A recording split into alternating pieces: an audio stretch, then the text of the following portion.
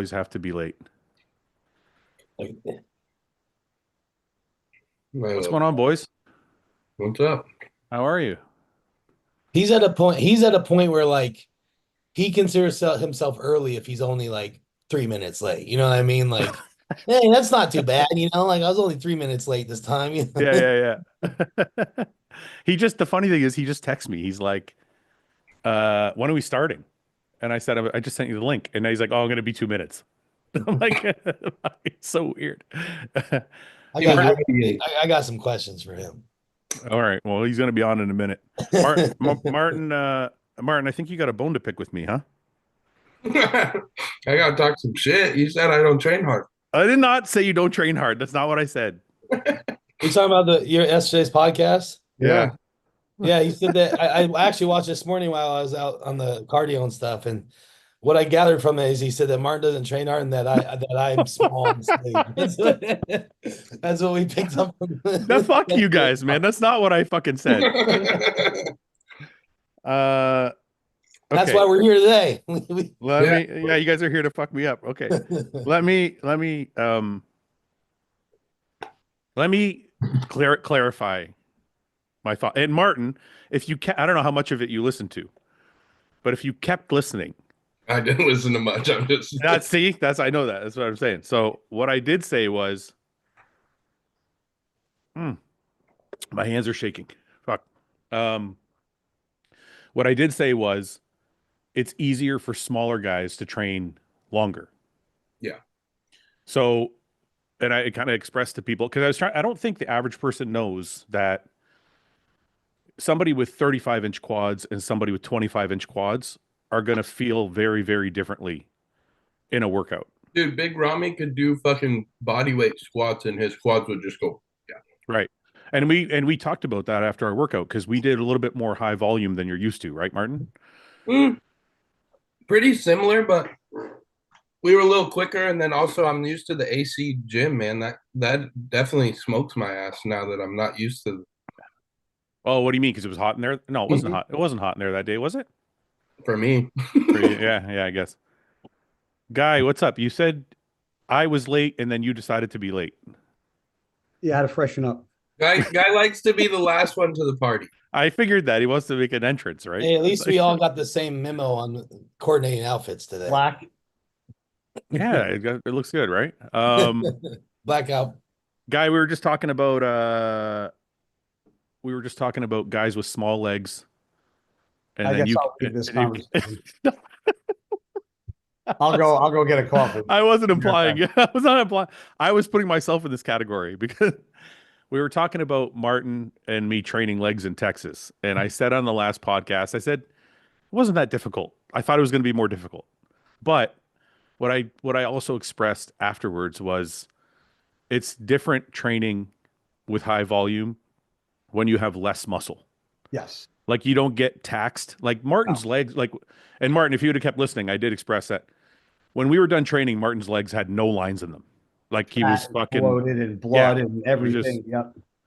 Yeah, so that lactic acid and blood, it just changes the way everything feels. Whereas my legs, I'm not on anything, and I've got small legs now, so it's like I could fucking train for 2 hours and and not be crippled. Yep, and I train pretty fast to begin with. I train faster now because like it's very hard to get a pump when you're right. Remember when we used to be bigger and you train legs? Get a pump in a second. Yeah, but not just that. Remember, like when you have a lot of muscle, when you train legs, especially, and you do a set of like high rep leg press or high rep hack squats or something like that, you get such a blood pump that you almost need 2-3 minutes rest, maybe 4, before you. Now it's like I can do a set of squats and then like a minute later I'm ready. Yeah, because I just don't get the same blood volume and lactic acid buildup. Yep. So that's so big they pull the blood away from my brain. Yeah, that's what I'm saying, right? So that's kind of what I was trying to say. So I apologize, Martin, if I heard you. No, I'm just giving you shit, bro. and Brett, I didn't say you were small. That's what I said. I totally just fucked everybody in the last. What happened in a couple minutes? I fucking wasn't on here. On the last podcast, I said, I think it was Seth. Was it Seth that said Brett's huge? I think Seth said Brett's fucking huge. And I said, yeah, in off season, he's humongous. but he gets so shredded that he tends to lose some of that fullness on stage. But I haven't been around him in a couple of years when he's show ready, so I don't know if it's still like that. That's actually exactly what I said. So is that offensive? I No, don't. I switched up the narrative a little bit just to give you shit. Okay. Okay. I'm not taking anything personal. We like to make you the villain for it. Everybody We else. want to make, we I want to make you know. feel awkward to start off the podcast. Brett, do you think Speaking that of you villains, how are those bats selling? gone? Gone. The bats the The bats were funniest was I called you and was like, you know what you need to do, and you're like, I already did it. yeah. It was like it's already in the works. No, I was those like, that was quick. the bats were gone in like 2 hours. Yeah. It was awesome. I might do another run of them. And then we're doing I think we're doing the baseball jerseys. This is Martin's hookup. So I'm gonna see if we can get these made as well because I just love the way they fit and feel. Yeah, I got another hookup on jerseys too. Do you? Okay, we'll talk about it. Anyway, so now that I've kind of tried to smooth over all my putting my foot in my mouth. Wrongdoings. Yeah. Brett, how are you, man? I'm good. I'm good. Guy, I need to ask you a question while it's on my head. Have you been seeing any of the drones? I've just been wondering that. I was gonna ask him that too. So when I was in Texas, I was getting blown up about them. Since I've been home, no, but where that one they said crashed was like right where my girl's like townhouse apartment is, and because she's over in Hillsborough, so like that was near her. But they said it crashed and it made like this big mark in like the parking lot, but there was no pieces or evidence of anything besides like the gas or the oil or whatever was all over the place. Fucking CIA just zipped in there real quick, grabbed it, and zipped My out. buddy said that one of the police or federal whatever planes, I don't know which one, was like over one of the drones and following it, and he said that the fucking drone took off like a space shuttle. Like planes. Does Oh, anybody? Can I ask you guys? My Does anybody, cousin's from Mars. you guys are all Americans. So I want to ask you. I'm Canadian, so looking from the outside in, do any of you think that it's not the government? No. Got aliens. No, seriously, Martian. Part of I me, mean- part of me, I don't know, because I can make the case because if they weren't our government, the case would be you'd shoot them down, right? So that's where. Dude, there's no way a foreign government is flying drones over. Yeah. It's not only over the US, it's over actual like airports and shit. Yeah. And military bases, I heard. Yeah. Yeah. There's no fucking way that's So gonna be the allowed. only thing that made sense was they're looking for that nuclear missile that went missing like years back. That's not I watched it actually there was a Oh. guy, I don't know how accurate this is, but there was a guy on Rogan yesterday talking about it. What'd he say? I think he's a naval officer of some sort, I can't remember, but he said Okay. that you can't track the radiation with a drone because the way it's encapsulated in a missile. So you wouldn't be able to sense it from like that high above. Okay. So I think that's kind of a conspiracy. Yeah, there's so many different. There's so many rumor, yeah. Yeah. But I think like obviously we don't know anything. So I'm thinking to me, I just go with the most common sense theory. And to me, the most common sense theory is they're American drones being tested for something.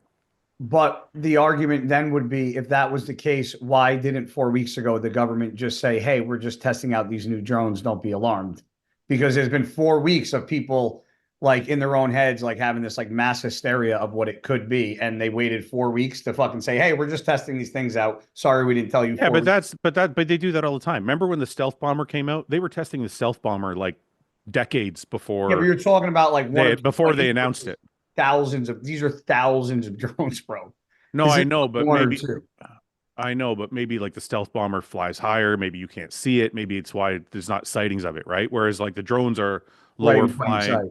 Yeah, I'm just saying like this is not a new thing for the U.S. government to be testing things decades or a decade before the public finds out. If Like I the U.S. military is always way ahead of like what's released, obviously. Yeah. So I don't know. To me, it just makes the most sense. Like somebody was saying it's Iran. I'm like, there's no way they're going to let fucking Iran No, fly. that I was one of the other ones that one of my buddies who's higher up in the ranks and Yeah. that sort of thing said as well. That there was no way it would be. No, Or that he said that he pretty much told me, dead serious. he was like, get a year's worth of MREs for every single person you want to take care of, get the Starlink, get a generator, and stock up on ammo and guns, because he was like, we're about one wrong turn away from this going really bad with Iran. Yeah, but listen, was like- you guys have been one wrong turn away for fucking I know. 30 years. I agree. How many years have we been growing up, Guy, and have heard people say, "Oh, if the electrical grid goes down, we're all Why fucked." did you just target me and left those two out of? Because you're old and they're young. I definitely don't remember. I forget, Brett. How old are you? 30? 35? 35. Okay, well, you're not that young, but you're younger than Guy's 42. Yeah. You're 42 now? Yeah. Yeah, I had to target you. You're the only one of my ilk. How many years since we've been alive has the world been shut down for 3 years because of a virus and all that bullshit? And now all that stuff's coming out about how the vaccines were like all bullshit and are killing people. And like, I mean, they did a pretty good. I mean, we've seen shit in the past fucking couple years that we haven't seen in 40 years. Yeah. Distractions, Guy. I know. It's all about the right. distractions. Let's get away from politics, because people get annoyed. People get annoyed when we talk about politics. I wouldn't say that's really politics. No, it's not. That's actually just something that's going on. It's pretty fucking crazy. It's really crazy. You know, the one thing one guy said that was also kind of common sense was, why do a lot of the drones have the same lights that airplanes have to have? Yeah. Like, they have one green light and one red light, and like the FAA fucking rules. Like, that's fucking weird. Like, how could it be not American and yet have the same have the same rules apply? Somebody said when you take pictures of it with the red and green lights, all the lights on the photos all come out white. That's not what I saw. I haven't really looked into it too much. I just saw one video of it, but it looked like it had a red and green light. I'm like, all right, well, that's kind of weird. Why would they follow the rules if it's not American? Yeah, my brother's like the redneck, like, if we fucking see one of those fucking drones, I'm shooting the fucking thing down. Fuck that fucking thing. Do you think that's actually even possible? You can't. People, there was already a guy in Jersey. I saw some people shooting at one. Are you serious? Oh, yeah. You Brett sent me a few videos on Instagram of There's some rednecks out there. They're lighting it up in the sky. If that happened in Texas, there'd be cowboys outside, fucking just On shooting horseback. rodeo and lasso. Yeah, anything. All right. lasso. All right, let me ask you this. Serious question. If shit hit the fan tomorrow, do any of you? I mean, Guy, I know you have a bunch of. Fouad, I'd let you come over. No, that's not what I'm asking. I wouldn't make it there. How the fuck would I cross the border? No, I have other plans here. But okay, serious question. Got a bunker. I know you have guns and ammo, but how much like food? I don't know if Brett and Martin, you guys have guns and ammo, but like, how long do you think you could last if you couldn't go to somebody's house, if you just had to stay in your house? We got to remember, all I have to do, I know how to shoot, kill, cook deer. So I have deer that come on my all I got to do is kill one deer a fucking every 6 months, and I'm good. That's true. I didn't even think of that. Yeah, I'm going to Guy's house. You're not going to make it.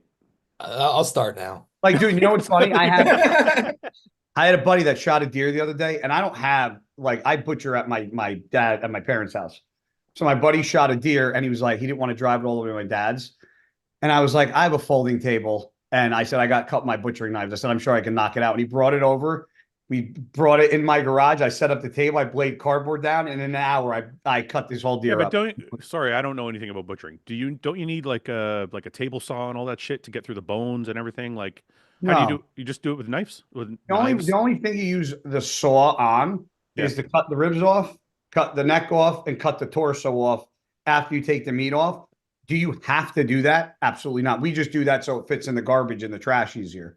But you don't technically need a saw, because everywhere you cut through in the shoulder, in the leg, it's all you gotta. That's why you have to know where the joints are. So we go cut through the joint, through the ball and socket, and then you break it with your hands, and then just.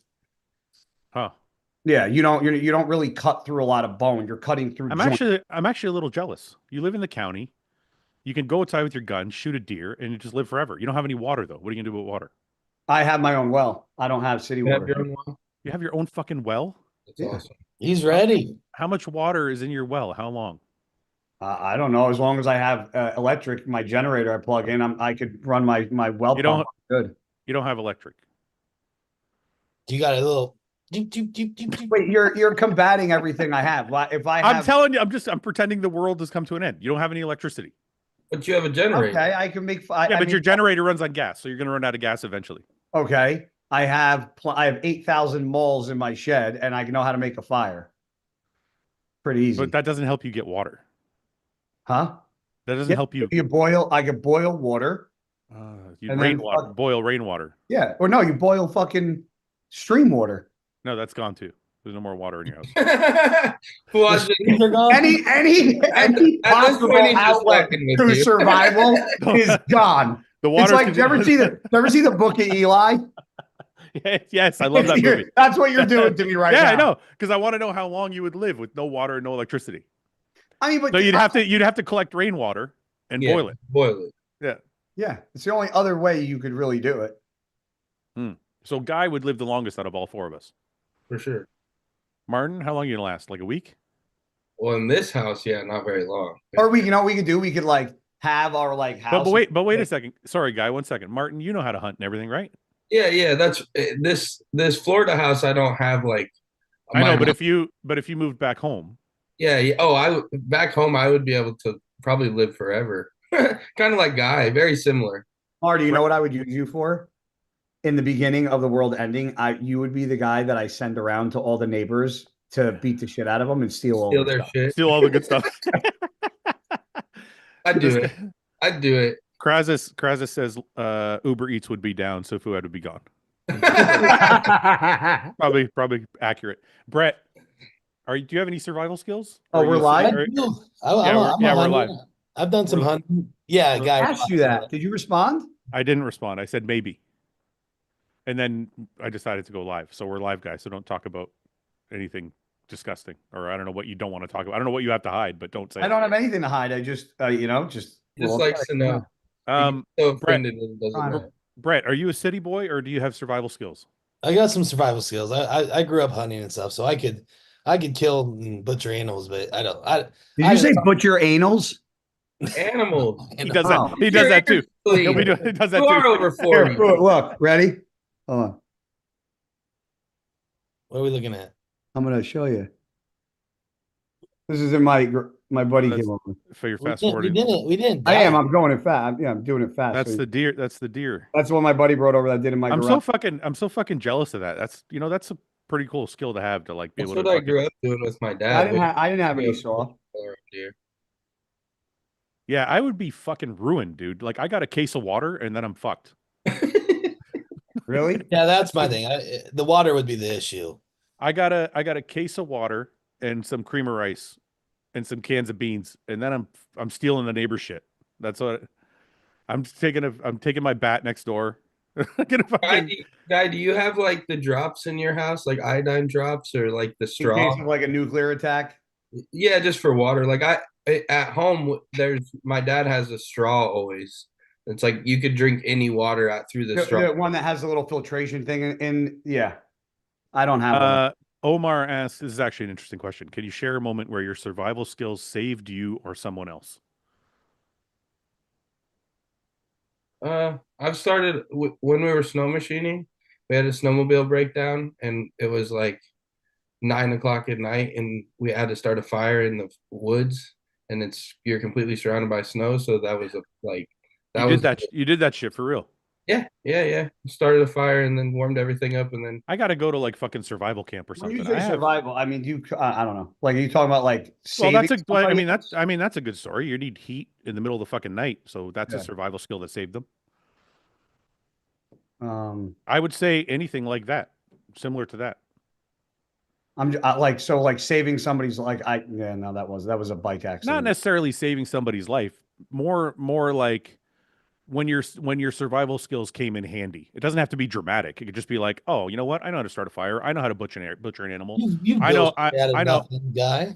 I know how to kill a bird. Like, you know what I mean? Or like, yeah, like Brett said, like you can build something out of nothing. You know what I mean? Like, What'd you say, Brett? I got distracted by, or you could kill a bird.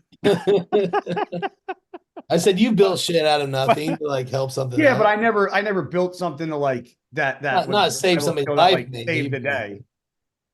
This guy said something. That's a survival skill. I navigated out of the forest at night using the stars when my phone and GPS went down. Yeah. Yeah, that's a fucking big I survival. don't know the stars very well. That's Like pretty- what we used to do back in the day, like before GPSs, where there was things called owl eyes, and they were these big pin, they were big, they were almost looked like big tacks. And when you shined a flashlight on them, they would just like kind of when the flashlight caught it, it would be really bright. So that's how we would track getting to our tree stands when we go in when it was pitch dark. We would find the first tree, and then we would walk, and then we would look for the second tree and catch that pin, and then oh, that's the tree, and then you literally walk through the woods. Oh, you put the pins on the trees as you're on walking the trees through. as you walk to your stand, so So you you know can how to walk there back. and walk Yeah, back, yeah, so you yeah. stay in line. But that's how that was like back in the day. You know what? I had a guy message me from Newfoundland, and he said he wanted to take the guys on the podcast on a hunting trip, and I'm like, I have no idea what the fuck I'm doing. I've never been hunting. I don't own any gear. so cool. If you don't ask me to go on that one, I'll fucking kill you. I'll take whoever he says can come. I'm like, You everyone's need me there. I need to pick up for your slack. well, Ian's gonna come, so that's one hunter. You can come, and we'll bring Seth, and then I'm safe. I got 3 hunters with me plus the guy, so I'll be the guy hanging back. You'll be the guy carrying the meat after we fucking I was kill. just about to say, bro, you're gonna screw yourself. They're gonna make you pack that bitch out. I've been that guy before. That sucks. Okay, we got some bodybuilding news to discuss. Brett. Brett, what? Didn't he announce who he was with? Oh.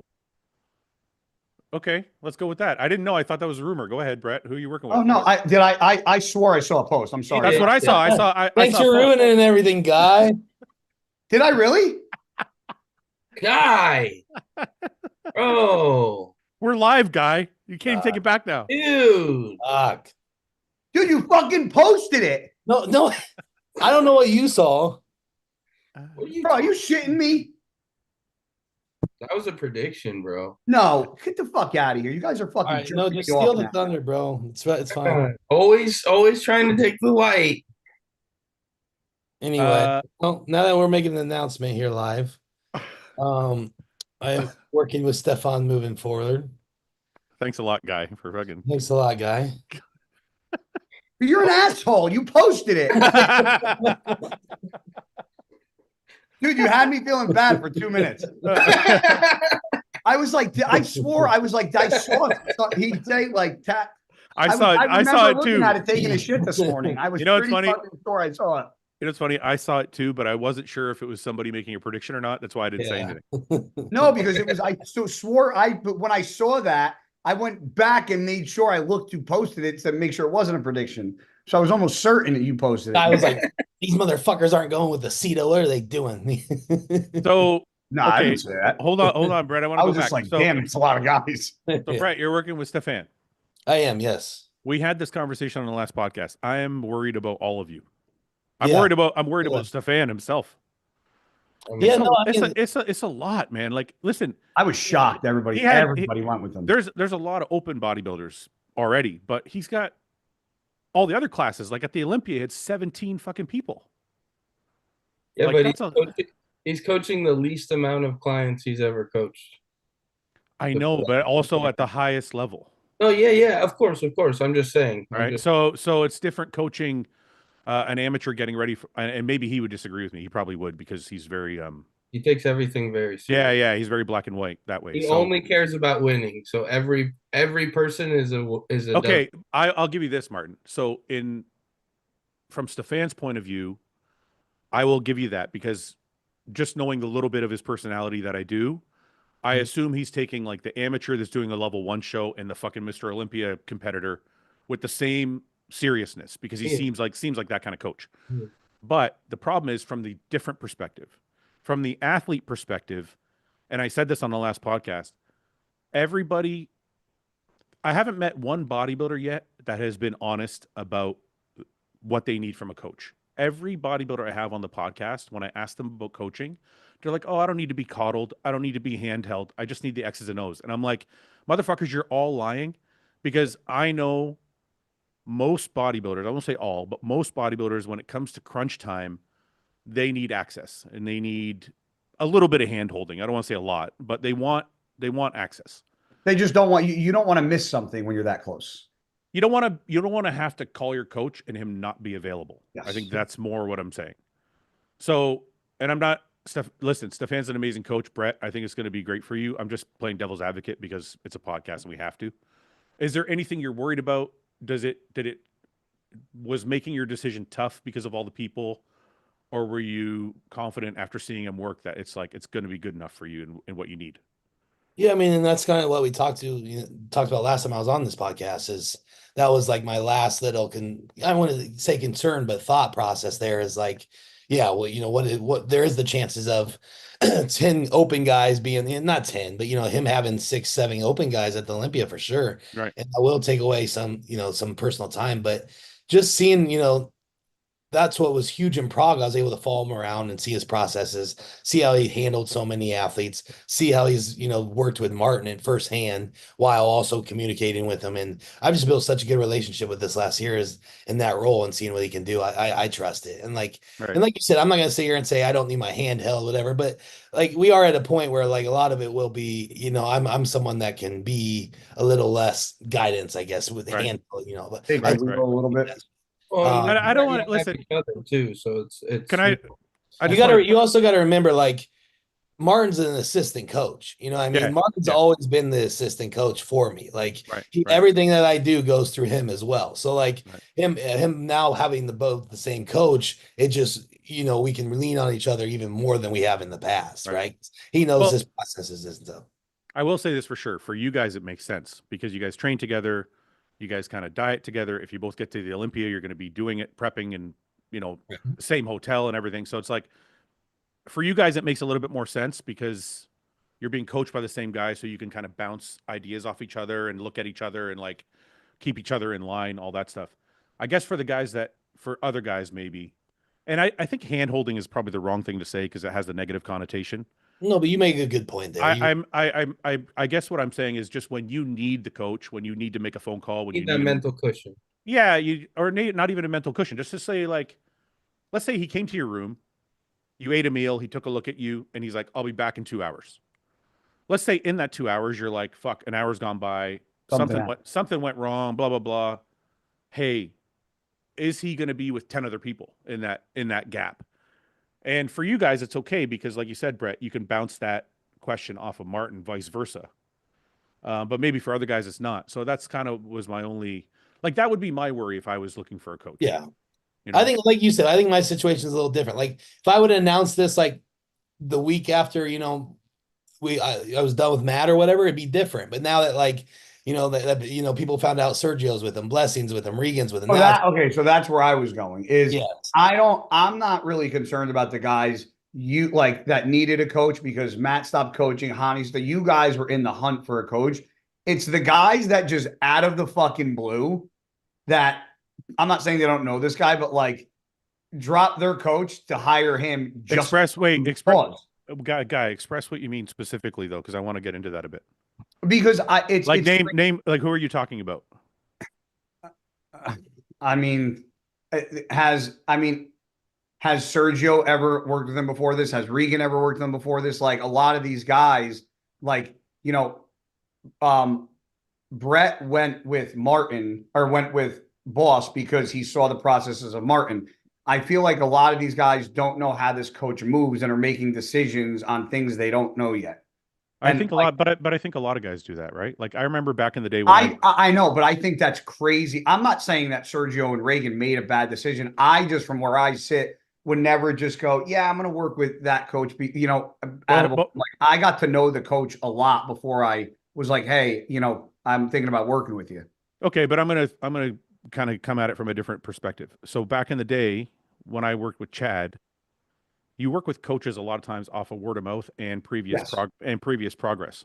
Yeah. I had no relationship with, and back in the day it was a lot different. You didn't call your coach. Like Chad used to fucking email me my shit. Right? I didn't see Chad until the fucking Olympia. Like I worked with him for 2 fucking years. I never saw him once until we got to the Olympia and he showed up in my room. So things are very, very different now with coaching. But I'll relate it this way. Even Hani, right? So when I left Chad, I went to Hani. I didn't have a relationship with Hani. I just said, okay, it seems like every guy this guy coaches is peaked perfectly. And that's what I need.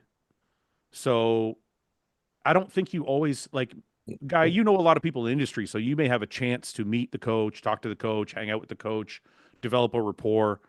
I don't think a lot of people have that opportunity. So they're going more off of what does the background of this coach look like? Yeah. And No, when no, you look I'm at, not saying they're and the making thing is, I'm not saying any of these guys made a bad decision. I'm just shocked at some of the decisions that were made by the guys that didn't need a coach. like who though? Because Sergio, I don't think was working with anybody. He was doing some training with Dorian, but I don't think he was like Well, coaching. Coaching. well, Sergio was with Neil, right? Originally, like not long ago, and then he was with somebody else. I forget. I don't even know if Sergio was really with a coach, like fully. I know he was with Aceto for a long time, but then I don't know if he's been with anybody recently. No, because I think he went from And Aceto. then Regan, I think Regan left Milos like a year ago, so he didn't really have a coach. So all these guys were solo for the past year. Well, then I'm wrong. I don't know who Blessing was working with, if he was.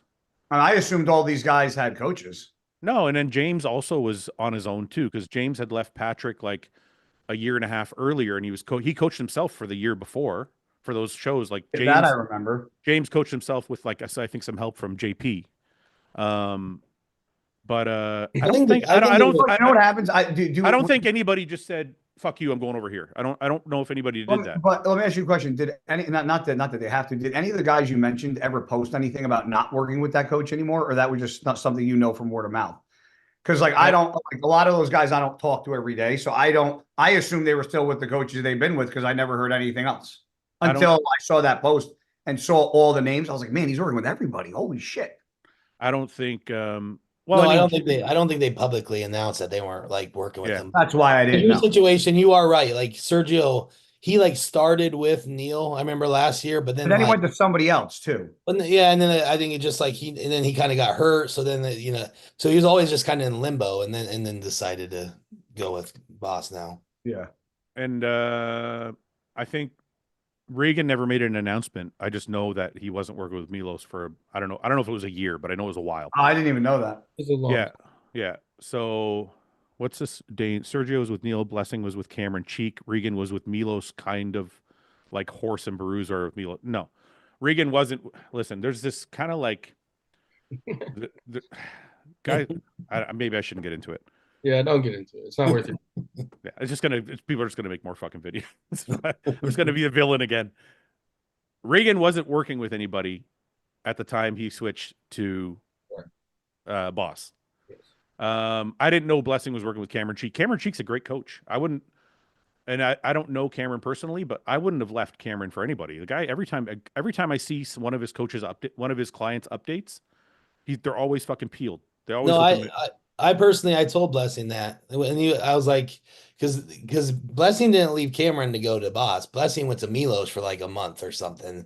I don't know what happened there. I don't know if he wasn't replying or what. I have no idea, but he did like start with Milos, and then he went over to Boss after that. So, but I told him after that, I was like, man, like long term wise, like you were set with Cameron. Like Cameron's good at the details. He's good at, like I said, he wants those guys that's going to be his top pro right now. Like that would have been a good situation for you. And I think, someone will definitely take advantage of that ahead with Cameron. Do you guys think there's like an advantage of going and working with a bunch of coaches? Because maybe some of these guys just want to gain as much knowledge as they can from going from coach to coach. Like, I did that. I like to stay with one guy that did good. And until that went bad, I would even still ride it out to see where it went. I was never like this coach, because there's our guys that jump around a lot just because. Just 1 second. Shout out to Mark's Max Muscle. He's in the chat. I just want to say hello. And I think I saw Natalie Coelho in the chat as well. So Natalie, what's up? I want to say hello. Guy, I think it could go both ways. Yeah. I don't think staying with somebody for a year is enough time, but like for me, for example, I stayed with each coach for like 3 years. Who else did you get coached by? You just said Hani and you said Chad. Who else did you get coached by? Well, Laura Benetti was first. I don't know if anybody knows. When you're an amateur, you're starting then? When I was an amateur, I worked with Laura Benetti. She was an IFBB pro, women's bodybuilding pro. Then I switched to Chad. Chad turned me pro. After Chad, I switched. Chad turned me pro. Chad turned me pro, and I switched from Chad to Hani. I had great success with Hani. And then I switched from Hani to John. And then that was the perfect fit. Yeah. I think sometimes, Guy, it could be a couple things. Like sometimes it could be like trying to learn other coaches' techniques, which I don't think is wrong. Yeah. Ivan Bodybuilding, what's up? He's in the chat as well. You got how many total coaches then throughout your career? I worked with Aceto for a really short stint. So I would say 3, really. It'd be 4 if you count Aceto, but it really was 3. Trying to count. I think I had Palumbo, Thackeray, Neil, and then Aceto. I had 4. This guy says, is Milos Sarcev a good coach? Yes, I think Milos Sarcev is a good coach. I think Milos has very specific protocols and techniques that maybe don't work for everybody. But I do think Milos is a good coach. He's definitely very good as an off-season coach. He knows how to put muscle on guys.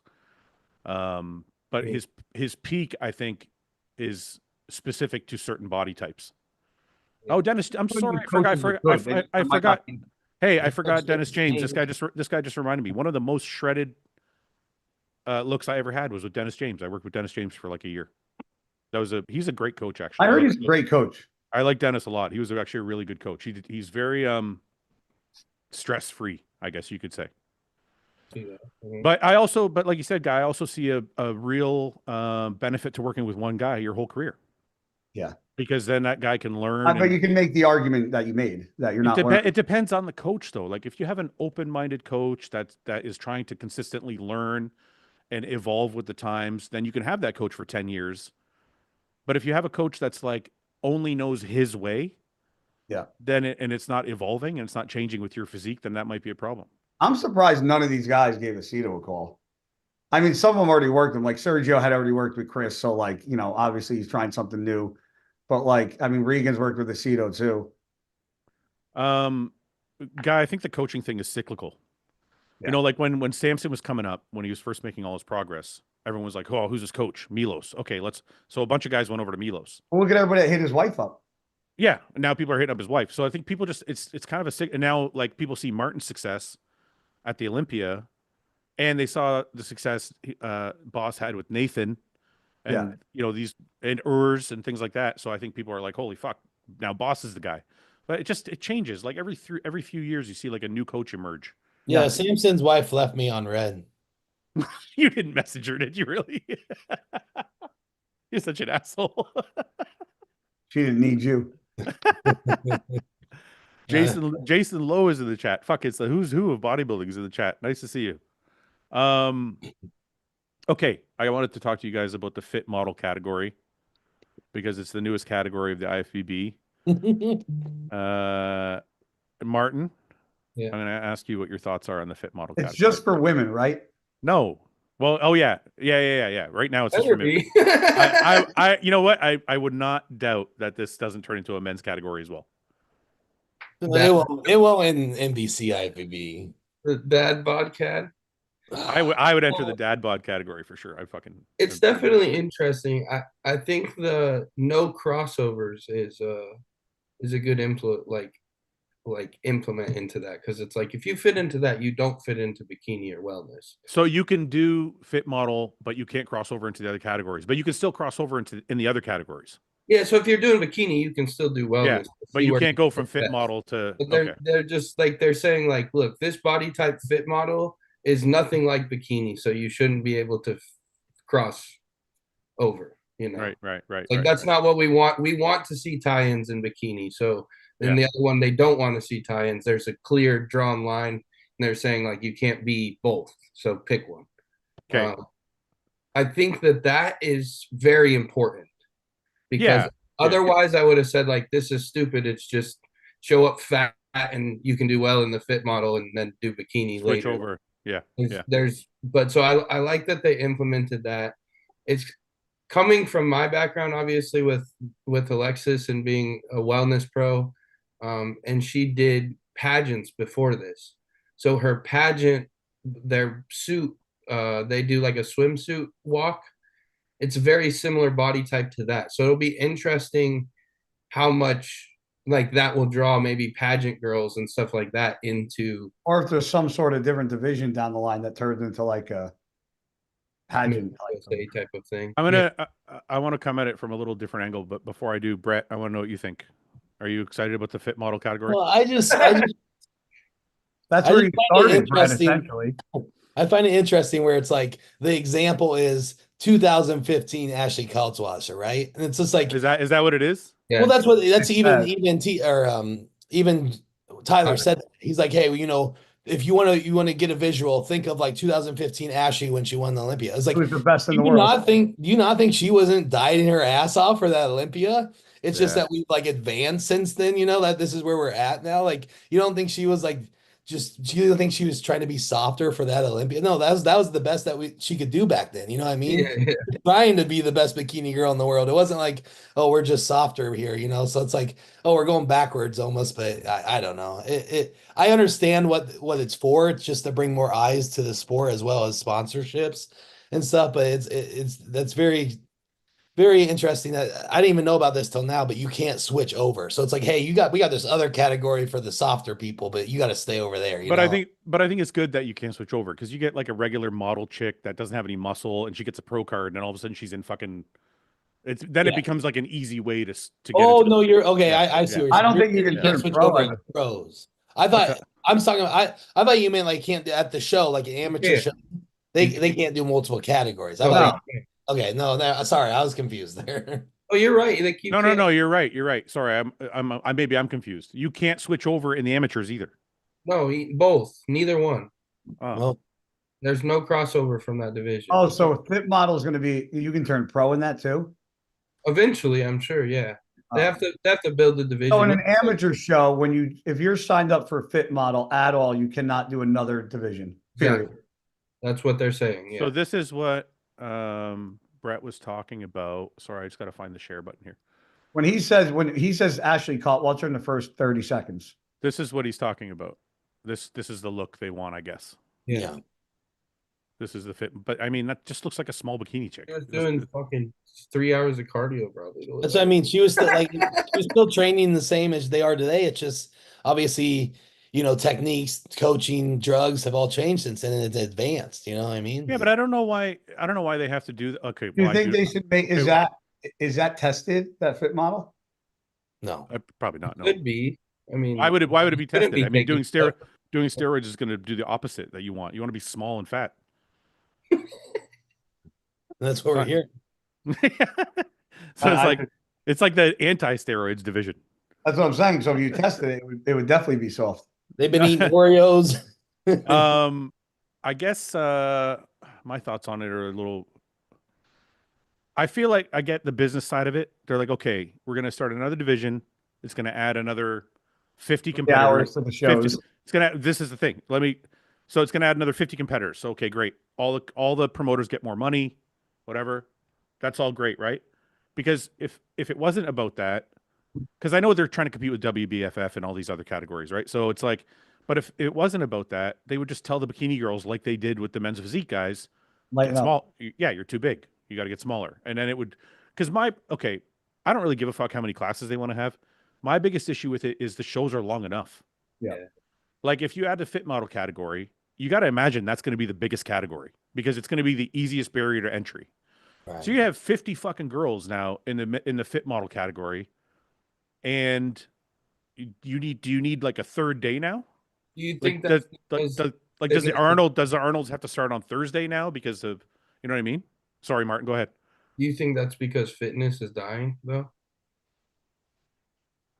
But it still takes time. They still have 10 competitors at the Arnold. Yeah, that's fair. But like, you know what I'm saying? It's like they don't even have that at most shows. Like, Yeah, I know. You're right. Like at the amateur shows, there's usually like one fitness girl, if yeah, anything. if Yeah. any. And that division used to be huge, bro. That used to be like the Yeah. biggest girls division, you know? Well, So that's big. That's I because feel like that's kind of where they're trying to like that's gonna phase out and this will be kind of a replacement for that. I know, but think of it this way, Martin. So when fitness was popular, there was just fitness and women's bodybuilding. Mhm. Now there's fitness, women's bodybuilding, women's physique, women's wellness, and women's fucking bikini. Yeah. There's 5 fucking categories. So even if you took away fitness, Still, now you're re-adding fit model, which is going to have 20 people in it. Yeah. I just can't imagine how you're going to get through the shows. Like every show is going to have a 2-day show because like for the Arnold or something, it's easier with a 2-day show. But let's say you have a 1-day show. How fucking long is prejudging in finals now? Unless they make it a lot like Thursday, Friday, Saturday, or Saturday, Sunday. Yeah, but like on the amateur level, these promoters can't afford. Like Yeah, I can't afford to have a rent a venue for 3 days. Yeah. You know what I mean? So I'm just not going to have that class. And we're not doing fit. Yeah, I was going to say, do you get to choose your divisions? Yes. Yeah, you can offer what you want to offer. Luckily, so I mean, maybe I'll have it. I don't know. See how successful it is. Whatever. But like, It's honestly probably going to be super successful. with my show, I could do it because I only have 2 IFBB classes. I only have classic and pro and open men's. But I'm talking about like the Wings of Strength shows that have every fucking class. How long is that show going to be now? Long, unless they cut down. Unless they cut down. I guess you can't. It's an amateur show. You can't cut down competitors. Yeah. All right. I feel like it's going to be really hard to judge. That's the other thing. I think Ian said Better that be a yesterday. 10 out of 10 in the face. I was talking to Ian about it yesterday, and I'm like, what the fuck is the criteria? Yeah, that's gonna. I'm just One gorgeous face and a body to match. Well, I mean, really, at that point, it's just a beauty pageant. Yeah, well, that's Yeah. what this division is, to be Yeah. honest. Yeah. Okay, moving away. I just want to answer this. Dylan Crum, thank you. He asks, I think I know the answer, but I'm asking anyway. How does Samson hold up standing by next to Phil Heath 2011, 2013? huge fan of Samson's physique right now, but it's not touching Phil Heath 2000. I agree. Yeah, Phil is on another One level. stands next to Phil from 2011 to 2013. Unless you're a Ronnie Coleman. I Yep. think Samson's in personally, I think Samson's in the Jay Cutler Rami category right now. Yep. Because when I look at the Olympias, I kind of put them in like 3 or 4 or 5 tiers. And I think Ronnie and Phil are in their own tier. Because most people, the debate is always for best Mr. Olympia is always Phil and Ronnie. I've never really heard anybody else, with any like real bodybuilding knowledge say anybody other than Phil and Ronnie. Yeah. What do you guys think? Is it those two at the very top? Yeah. Because you got to remember, like breaking this down, it's not just we can sit here and go body part by body part, but it's also you gotta bring in you gotta factor in like the skin color too. Like it was just like his presentation, you can see everything, the detail, and like with Samson, sometimes when he's you can't see his hamstrings just because he's dark, even though they're there, but that's always been his gripe. No glutes because he's dark. But like with Phil, he was just that perfect color. And then obviously just the genetic anomaly that he was, but he presented it so clearly and it was beautiful. I mean, and he had one Do of you the guys best back double biceps in the history. Yeah. Do you guys agree that Phil and Ronnie are the top 2 at the top of the totem pole? Yes.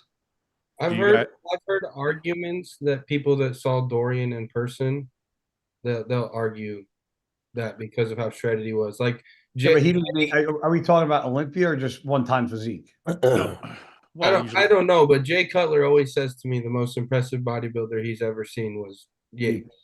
Oh no, Yeah, I thought it was Luke Priest.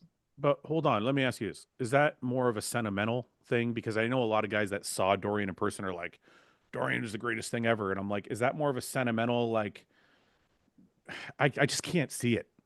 Like Dorian's incredible bodybuilder, but when you look at Ronnie Coleman, like the only place those two bodies match is in the back. Like literally just the back, not the lower half. Just or the calves. The argument is because Dorian would diet so hard and he would just show up flat. He just had that much muscle. I know, but we're going by what you presented, not what you could have been. Yeah. Right? No. I think people liked that flat look though. Like that's why it's like the but then we have to distinguish between personal preference and objective criteria. Of course. The best bodybuilder of all time is Phil Heath. Like that's in my mind. Whoa.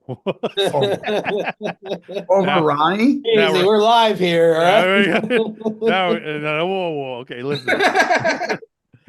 I'm gonna let that slide because I know you're friends with him, but Ronnie's the king. Okay. You don't think so? For real? You think Phil's better than Ronnie? And I just people can have different opinions, Fouad. I know, but that's the whole point of the podcast. We get to debate it. It's hard to, if you take 98 Ronnie and 99 Ronnie, Yeah, well, his best. Yeah. I can see those arguments, but otherwise, I honestly Ronnie got too big, and I'm not a fan of that physique. How about Like even 03, I'm not like a super big fan of that. I agree with you on Even that. even Phil at the tail end of his, I didn't love as much. But 2011 through 13, bro, is like Look a at 2000, cartoon character. 2001 Ronnie Coleman.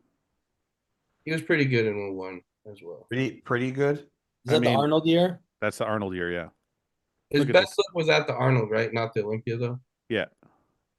I mean, look at that fucking shit. I mean, he was a fucking freak, bro. I mean, I think, you can say that Phil was much prettier. I don't even know if I would say that, dude. Like, I'm sorry. Phil is a genetic anomaly. Like, here, look. There they are side by side. That's just different. It's another level up. I'm partial because I seen Phil live. I never got to see Ronnie, so I'm sure that that's a huge part of it. Brett, I know you're also friends with Phil, but I'm gonna ask you anyway. When you look at this comparison, I know the lighting is different here, so it's a little, it's tricky. No, I mean, I'm a realist in regards to that. Like, if you took, even 2001 Ronnie versus 2011 or 2013 Phil, like Ronnie's gonna edge that just based on criteria. Muscle mass. I mean, look, that's the size. But no, I like pretty. Yeah, it was just ridiculous. It's just back. I mean, look at. So Phil's got a better waistline.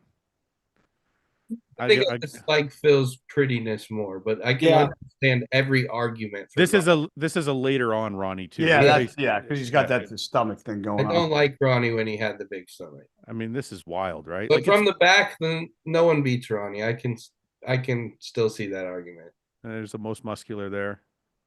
I just can't. A monster. There's a front double. The thing Branch always said was like, you should have seen Ronnie's quads, Martin. He always told me that. You know what's funny? People never. His back is always a thing everybody talks about, but nobody ever talks about this. Dude, Branch said there you've never seen anything. Yeah, he would stand, Fouad. He would stand, I know, with legs pressed together. Look at how far these feet are apart, and look at this. His feet are fucking together. And he still has an X. Imagine how big they would look if he stood like Phil. Fuck. It's just yeah. I always thought. Look at that last spot. Where? This one? I always thought Ronnie's legs were probably the best, if not top 3 ever in bodybuilding. Oh, they're the best ever, dude. I guess he was so good elsewhere too that it kind of gets overlooked. Yeah, I used to love Branch. I always thought Branch had the craziest, gnarliest legs I've ever seen. I know. Look at how fucking shredded he is. 2001 here at the Arnold. Yeah, he was fucking peeled. Like he was Saran wrapped there. Fucking wild, man. Look at that side leg. Like this fucking sweep here. All right, stop fucking. All right, I can understand why you stop glazing Ronnie so much. Okay, sorry guys. He's just like, I can just never gotta get a quick reminder every once in a while. I think honestly, people forget. I think people forget how great he was. But going back to our conversation, I think so. You put Phil and Ronnie at the top of the mountaintop. After those two, who would you guys put like 3, 4, 5? Arnold, Dorian, Jay. Arnold because of popularity, because his physique would get crushed nowadays. Yeah. And just like not necessarily popularity, but just how he built the sport. Because but if we're going physique, only. If we're going strictly physique, yeah, okay, right. To be honest, if we're going strictly physique, I would have Lee. Go ahead, Guy. Why'd you cut him off? You've been cutting off Brett the whole time. You're good. Go ahead, Brett. Then Guy. I think my team is the lead. I would say Jay. I would say Dorian, and dude, I'd probably put Kai Green in there. Really? Yeah, I think the only reason Kai would have been Mr. Olympia multiple time over if it wasn't for Phil. And you can say the same for like Flex and Kevin, but I think Kai would beat those guys. Okay. I'm gonna ask you a specific question. Kevin? No, wait a minute. I want to ask you over because I think and I could be wrong about this. Maybe I haven't thought it through well enough, but I think the Mr. Olympias are always at the top. But if I'm wrong, do you think Kai is better than Rami? Yes. You do? Yes. Yeah, that's a tough one. Do you not? Do you think I Rami don't know. I better don't than know. I Kai? don't know. I don't know. I'm kind of torn on it because the thing is, when Kai got big enough to compare to Rami, that's when he blew out his stomach. When Kai had a really pretty physique, he would have been too small to beat Rami. I No? don't know. I Let's don't take think a look. I Let's know take a look. 2007 Kai Green at the Arnold was insane. even Kai in like 2011 and I was gonna say, I would even say like, yeah, 2012, was 2013. insane, bro. Let's- I mean, even I'm just going back earlier for his Oh, but early so 70s. what to just smash that argument right away about Mr. Olympia's being up there is like Kai Green destroys Brandon Curry. Yeah, I'll give you that. Kai Green destroys Derek Lunsford. Yeah, I'll give you that too. Kai Green Okay. beats Hadi Chupin. Okay, I'll give you that too. But I don't know if I can give you this one. I Like- can't. Like Rami looks better in that shot. Rami looks better in the side chest. Yeah, Rami Sanchez is great. Rami looks better in the front double. That's Mm, not, that's not the front double he won the Olympia with. Wait a minute. Does Rami look better than Kai in this shot to you? I don't Yeah. think that's, I don't, is that sized right? Yeah. Yeah. I think No God way. damn it, Rami's fucking huge. I think they actually made Kai bigger in this fucking photo. Oh, We're gonna- shut up. Hey, can we Rami's get- not 9 foot tall. Mark's Max Muscle, if you're watching, we need you to do a video on this if you haven't done one already. This is probably fucking But Kai destroys him from the back, bro. Superset Man did one. Absolutely murders him from the back. Yeah, I think I'll give you that. Let's see if there's any back shots here. Like it's not even close. There's a From bunch of videos. Just click on one. All right, let's see. Because someone's gonna fucking demonetize me. They're gonna be like, you copied my video, but they're getting okay. Really? Oh yeah, people get like that, bro, for sure. Okay, let's take a look. That's Rami all day, but You guys Hey, look at the size. subscribe to Linto Lima's channel. Thank you for giving us the video. Okay. What do you guys think? Front double. I give that to Rami. yes. Brett, I give that to Rami, yeah, on that dispose Mark- right here. Martin. Yeah, he wins that shot right there. But Okay. that's not what he won the Olympia with. Let's see what else we got here. Oh wait, what's this? Oh, that's just him by himself. Is that the only Yeah, I don't think it's a comparison video. wait, what's this? That's Is not that size. photoshopped? So now Okay, they're wait. Here, let's see this. I give that to Rami. Really? I think I'll give that to Kai. Yeah, because you can't see this shot properly. I don't actually love Kai Green's front lat spread. Yeah. It looks good from this angle because it's down low. Rami's just way bigger in that shot. I give I a got Rami in that shot. side chest. I give to Rami. What do you Yeah. vote? Brett and Martin, you too? I on give, this exact image, yeah. I give him the side. check. Okay, there we go. That's a ass kicking. Yeah, I'll give you that. I'll give you that. Marty. And this one too. Yeah, They I both give, look horrible. In Like this look one. at Kai's hamstrings. no, bro. I give it to. I give it to you. I said give it to you. No, I know. I'm just saying. Okay, what about this? This This is is pretty close. close. This This is would be pretty hard. close. Kai's arm looks better. I was gonna say Kai's striated tricep might give him the edge there. I don't like the way Rami's doing the pose either. Like this That's looks. the only this- way his big ass can get into. Yeah, I you know. can't- That's pretty fucking close. I don't know who I'd. That is a that's kinda- close shot. That Yeah. is a close shot. Ab and thigh. I would give to Rami. Really? Yeah, this Kai's is look mid- at his shape? his midsection looks good, he had a short torso. and his quads are the same size, if not bigger. Yeah. Kai always had more detail in his quads. Kai's hitting the shot better. He's more upright with the flared lats. Right. But I think the waist hurts him because it's thick. Yeah, he had a big waist for sure. And then we got a most muscular. Look how big Rami is. That's totally morphed. That's like how squat. Like Look how at his big. quad sweep. Jesus. Okay, let's look. This is more real. That's closer. Okay, so what do we got now? Like 4 shots to 3. Yeah, it's very close. It would be close. So we're giving the back shots to Kai Yep. and maybe the side tricep. So I think if we're going pose for pose, Rami wins. No. It'd be close. I think that one would in person would be very close, very very close. I'm actually a big fan of Kai. Wait, Brett, would you have Flex Wheeler over Kai? I would have, if we're going off Flex Wheelers, if we're going off one show all time best, I would, yes. Best Why? physique ever. Why? What show? Best physique ever. It was that show. It was right after the Olympia. I thought it was him and Rodney again. It was when he was actually brought in his glutes. I can't remember The Grand Prix. the Grand Prix. Yeah, he would. I think that's where those pictures are from. Those iconic black and white pictures 99. out right away. I mean, that was his best physique ever. Either then or the Arnold, and like that's honestly, I think that's probably a top 5-6 physique of all time. Wait, You would what are have Flex talking about? Wheeler above Kai. I would have Flex Wheeler that one time above Guy. Yeah. Yeah, but Flex Wheeler is going to be so much smaller. Would he be able to compare? Mm. He's going to be like 230 on stage versus Kai's 250, 60. Yeah, but he compared next to Ronnie, and Ronnie was bigger than Kai. Right. Yeah, Flex that's had true. like hollow joints, bro. Or hollow That's bones. true. Yeah, that's very I true. mean, it's like Phil. Phil won his first Olympia at 232. Yeah, no. Yeah, you're right. I mean, weight doesn't mean everything for sure. Yeah. So if we had to put the best physiques, now we're totally on a different question here, but I'm curious.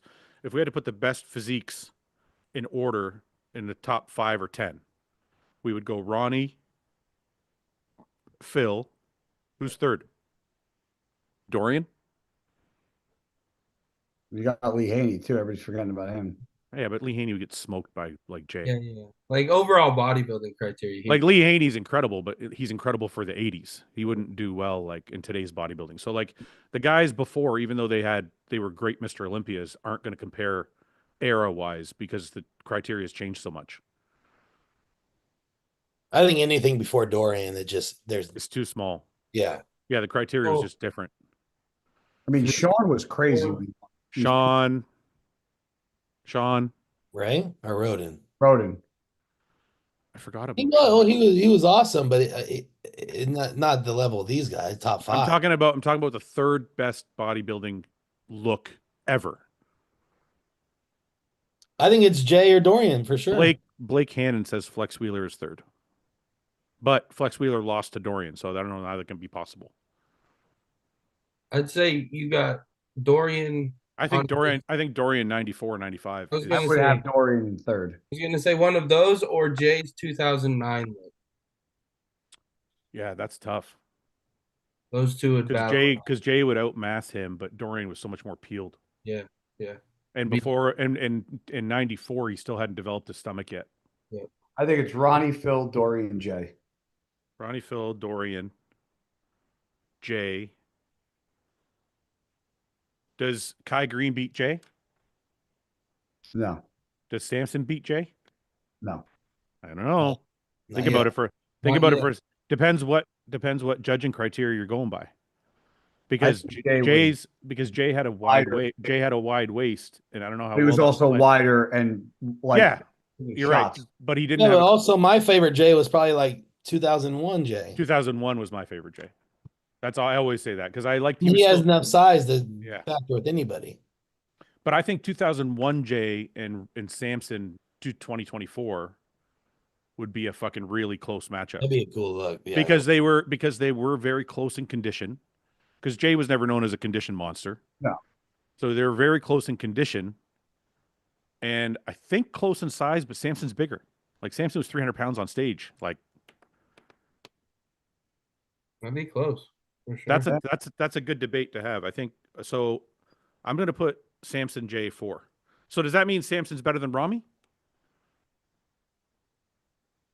I think so. Bodybuilding criteria wise, for sure. Is Samson better than Roden? Ooh, that's a really good one. That's what I want to see. I think he is now. Samson has more muscle and more balance. The same shape and more more muscle. balance, same Yeah. shape. But Yeah. Roden got peeled. Yeah, but Roden then you, wasn't small. yeah, I but don't then think, you're on stage. right. But listen, then you're looking at two. If there's 3 criteria for bodybuilding, Samson's got 2 of them. No, Samson won 2. No, I agree. I think Samson wins. Right, guy. Because if you're going muscularity, symmetry, condition, Roden only has him beat on condition. He doesn't have him beat on muscularity or symmetry. Well, he You has can- symmetry. Roden had No, symmetry. no, he doesn't. Not in bodybuilding criteria wise. Roden was not balanced. His legs were fucking out of Way this bigger world. than his back. I mean, And his- his and his arms back- could have been bigger, but his his- back wasn't bad.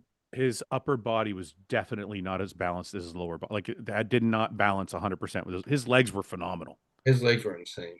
I don't think they ever talked about it enough, honestly. Like Looking the sweep on Roden's legs. I remember like the one year Crazy. he came out, not the year he won.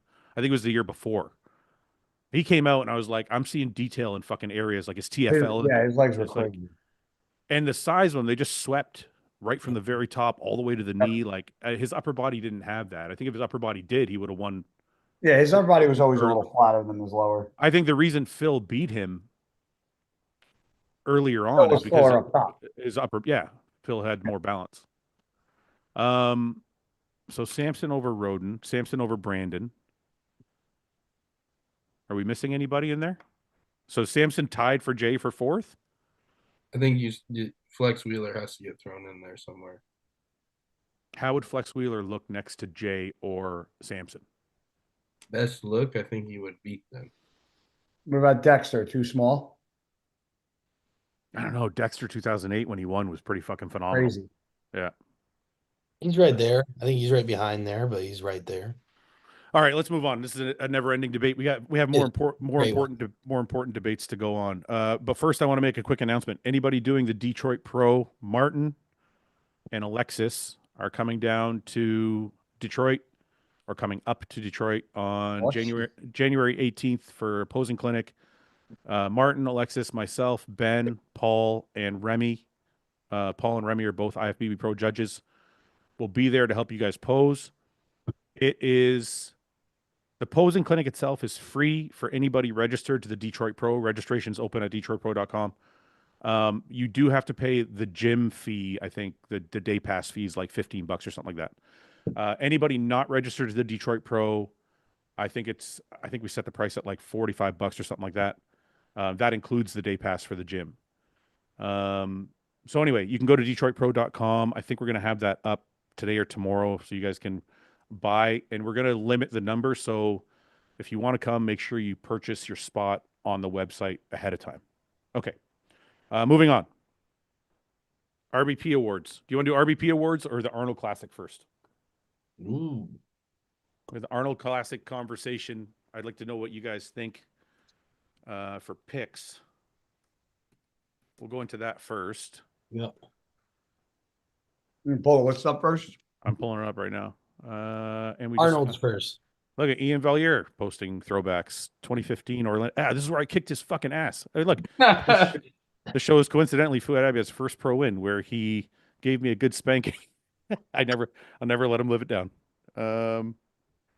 Okay. That was I think fielded. Bodybuilders Without Borders. How old was he there, Martin? Probably like 26. 25, 26, something like that. Yeah. I think He turned pro at 22. He might have been Yeah. even younger. I Damn. think he did his first pro show at 24. So I think he might have been 24 there, 25. Yeah. Okay. Arnold Classic. Woo woo. Oh. I already did my predictions on the last podcast, so I'm not going to say anything for a minute. I'm going to let you guys go. Brett or Martin, you want to go first? Go ahead, B. Yeah, let's go. All right. So what do you I'm going to ask you some first, just give me your rundown and then I'll ask you some questions. So like first, second, third, fourth, fifth, where do you think top five? Who are we looking at? I got Is this- Samson winning. Okay. Is this in order? So Samson, who's second? Yeah, I'll just go in order. That's for me. Okay. I got Derek in second. Mm-hmm. I got Andrew Jack in third. Okay. Ooh. Ooh. Oh, I got William Bonac in fourth. Bonac. Okay. This is the hard part. And then I got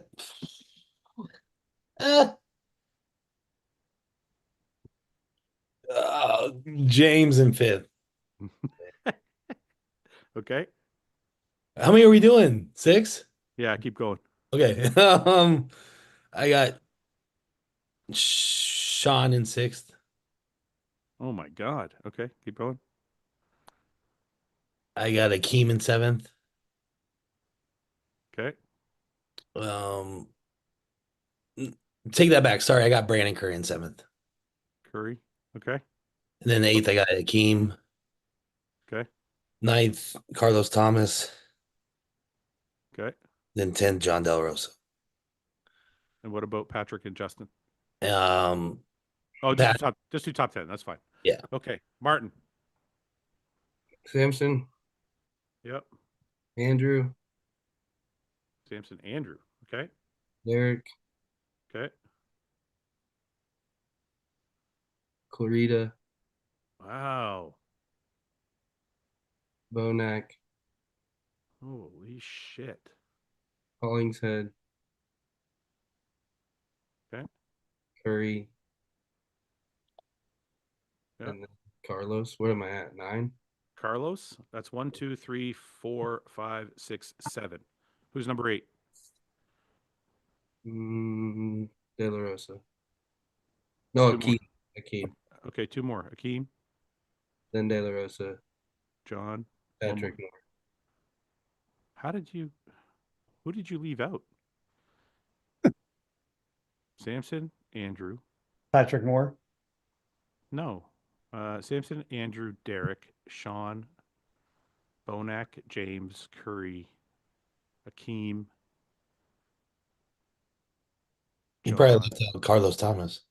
Okay. Guy. Oh.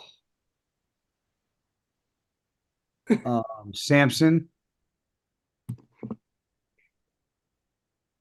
Derek.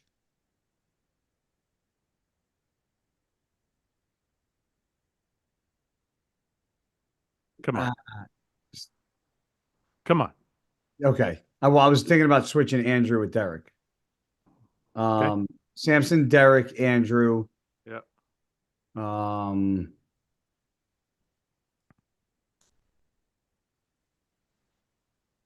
Bonac.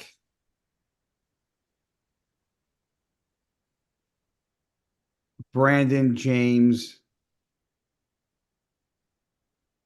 Sean. John. Justin, Thomas, Pat. Justin. Thomas. Who the fuck is Thomas? Carlos. Oh, Carlos. I was just reading off last name. Okay. So I think Samson, Derek, Andrew, James. You got James in 4th? I have James in 4th. What I have in 5th? I think, Guy, you have him in 6th. 1, 2, 3, 4, 5, 6. Guy, you have him in 6th. Martin, you have him 1, 2, 3, 4. 1, 2, 3, 4, 5, 6. Brett, you have him in 1, 2, 3, 4, 5. Do you guys? I think James is a wild card for me on this show because it's like I feel like Brandon and William are starting to slide a bit, and James is better working with Stefan. Agree? Disagree? Agree. I agree. That's why I have him up there. I don't think Bonac has slipped as much because of Boss. That's right. Bonac works with Boss too. Is Bonac going to make a comeback from the Olympia? He looked pretty good at the Olympia, bro. I think his body was just wore down. Hmm. He did a bunch of shows. Let's see what the fans think. Now I'm like debating. I'm like debating on switching James. Why are you blacked out, Fouad? Oh, my camera's out. Fuck. What What the fuck? All right, we're switching camera angles here. There we go. Whoa! Look at that fucking You've mug. seen this angle before. My glorious fucking webcam. Okay. Let's see what everybody's see. Bodybuilding Corner says Samson, Andrew, Derek, and Brandon. First call out. Do you guys think Andrew can beat Derek?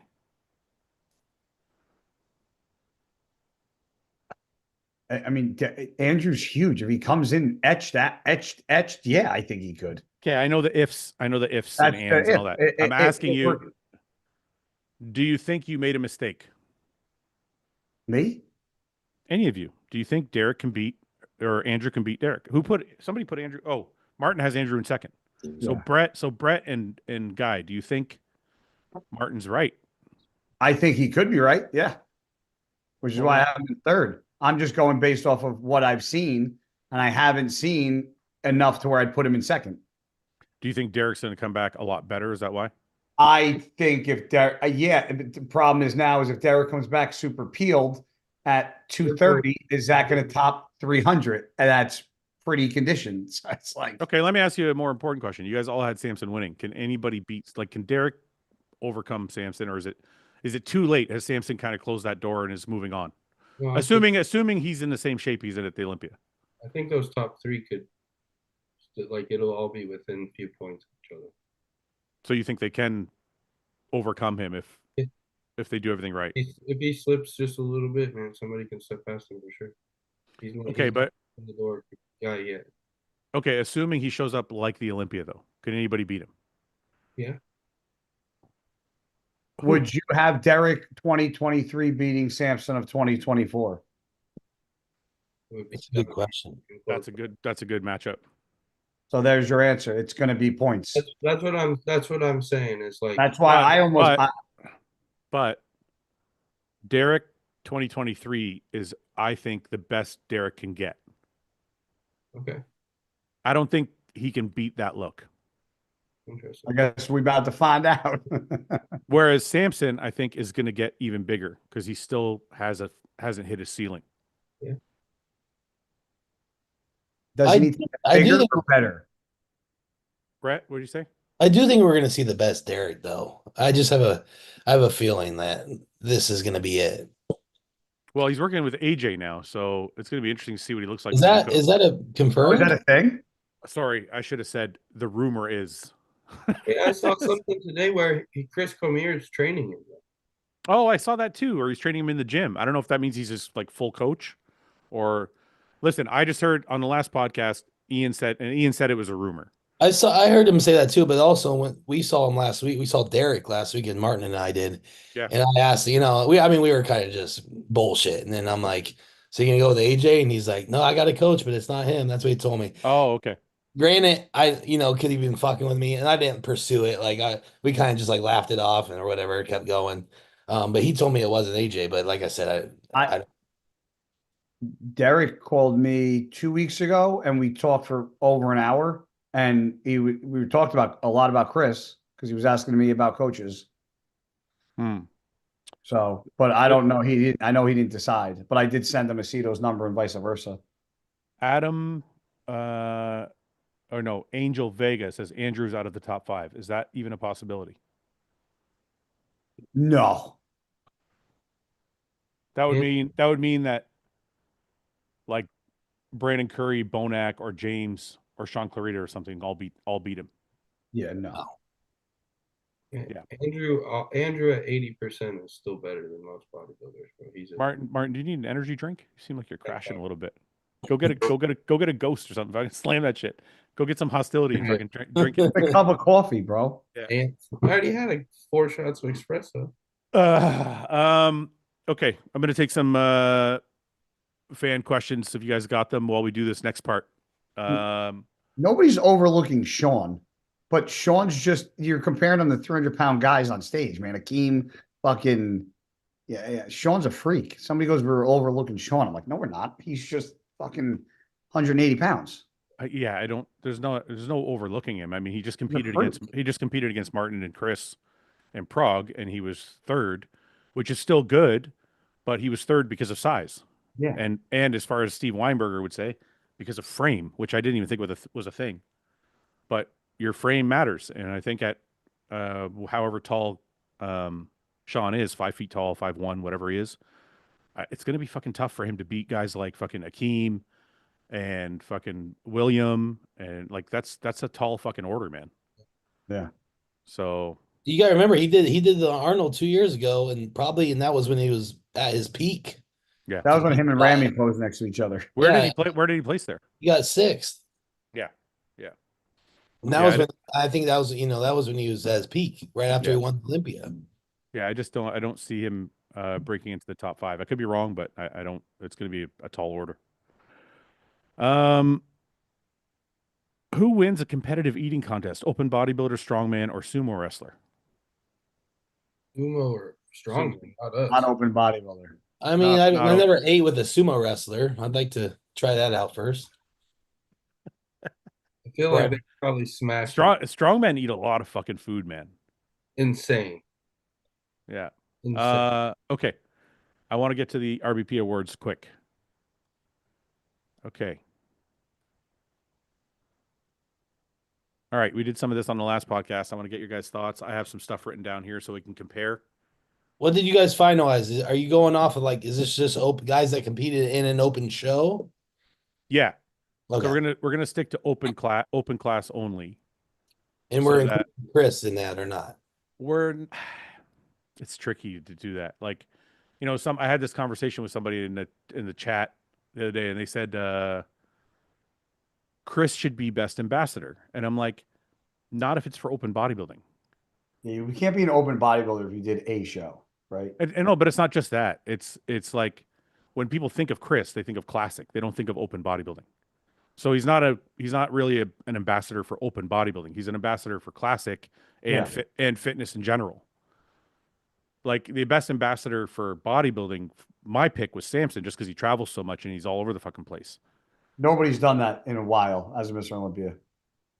But I'll get your guys' thoughts. So we're gonna start with most improved. Martin. Brett. Okay, Guy.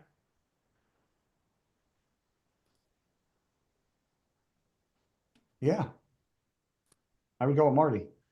That's what I had. That's what we agreed on in the last podcast. We had Martin for most improved because he went from basically a year off where he took like second or third at some previous shows. And wait, did you win Texas that year? Oh, I got second. Second, yeah. And then all of a sudden fourth at the Olympia. Well, winning a show, then second to Nick, and then fourth at the Olympia, which is wild. So, yeah, we gave most improved to Martin. Who's the MVP of the season? Ooh. Samson. No, I mean, you got to think Samson just obviously with, a couple seconds in a first, but then like you can flip it and say, Hottie was right there too. He won 2 Arnolds and then a second at Olympia, but the big show. But don't forget, most valuable player is your fucking best player, bro. But Super Bowl. But don't forget France too. He threw that fucking show in there and won it. Yeah. No, I would go Samson. Okay. Somebody got mad at me because they're like, how come everybody who's winning is a hostile athlete? I'm like, sorry. It's not Had my a good year. Not my fault. Not my fault. Breakout star of the year. You can say Marty or Samson. I gave that one. Well, to me, Samson wasn't really breakout because he was already kind of climbing. Whereas Martin came from kind of nobody expected. I don't want to say nobody expected Martin to be fourth they could have because of previous showings, but before the year started, nobody expected Martin to do what he did. Marty, what did I text you after the Olympia? I don't even remember, bro. I had so many text messages. I was like, I said something like, I said, impressed but not surprised. Yeah. No, I expected it. Anyone that was in my corner obviously had those expectations, but totally what Fouad was saying is like outside of people that are around me and know the work ethic and stuff, that was like, holy shit, where did he come from? But at the beginning of the year, like if we were doing predictions in 2023 for like where Martin would have placed, how many people would have had you fourth at the Olympia, right? No. So breakout star Martin, and then we go best coach. Kind of a tough one, but you have to say Hani too, right? Well, you had Chris won the fucking Olympia. You had Hottie in second, Derek in third. Okay, yes, in that sense, but in his best peaks of all, this might have been his worst year for peaks yet. I agree with you, but if we're talking about placings, nobody really beats him. That's true. Right? I think Samson's life. Well, it's funny you said that because we agreed on Stefan, but I said Mel because Mel took Samson, who kind of wasn't getting in shape, and then kind of got him in shape. So that's a feather in her cap. Yeah, yeah. But then you also have Hani, who fucking has. But when you're No. thinking about coach, are you thinking about coaching one player or coaching multiple players? Because if you're talking, I think it's a body of work. That's why Stefan and Hani are more of the picks for me because Mel only I've been coached. at 17 at the Olympia. I would go with Stefan. Like, Yeah, yeah. like 10 of them were top 10 athletes. Best ambassador. Samson. One of them for sure.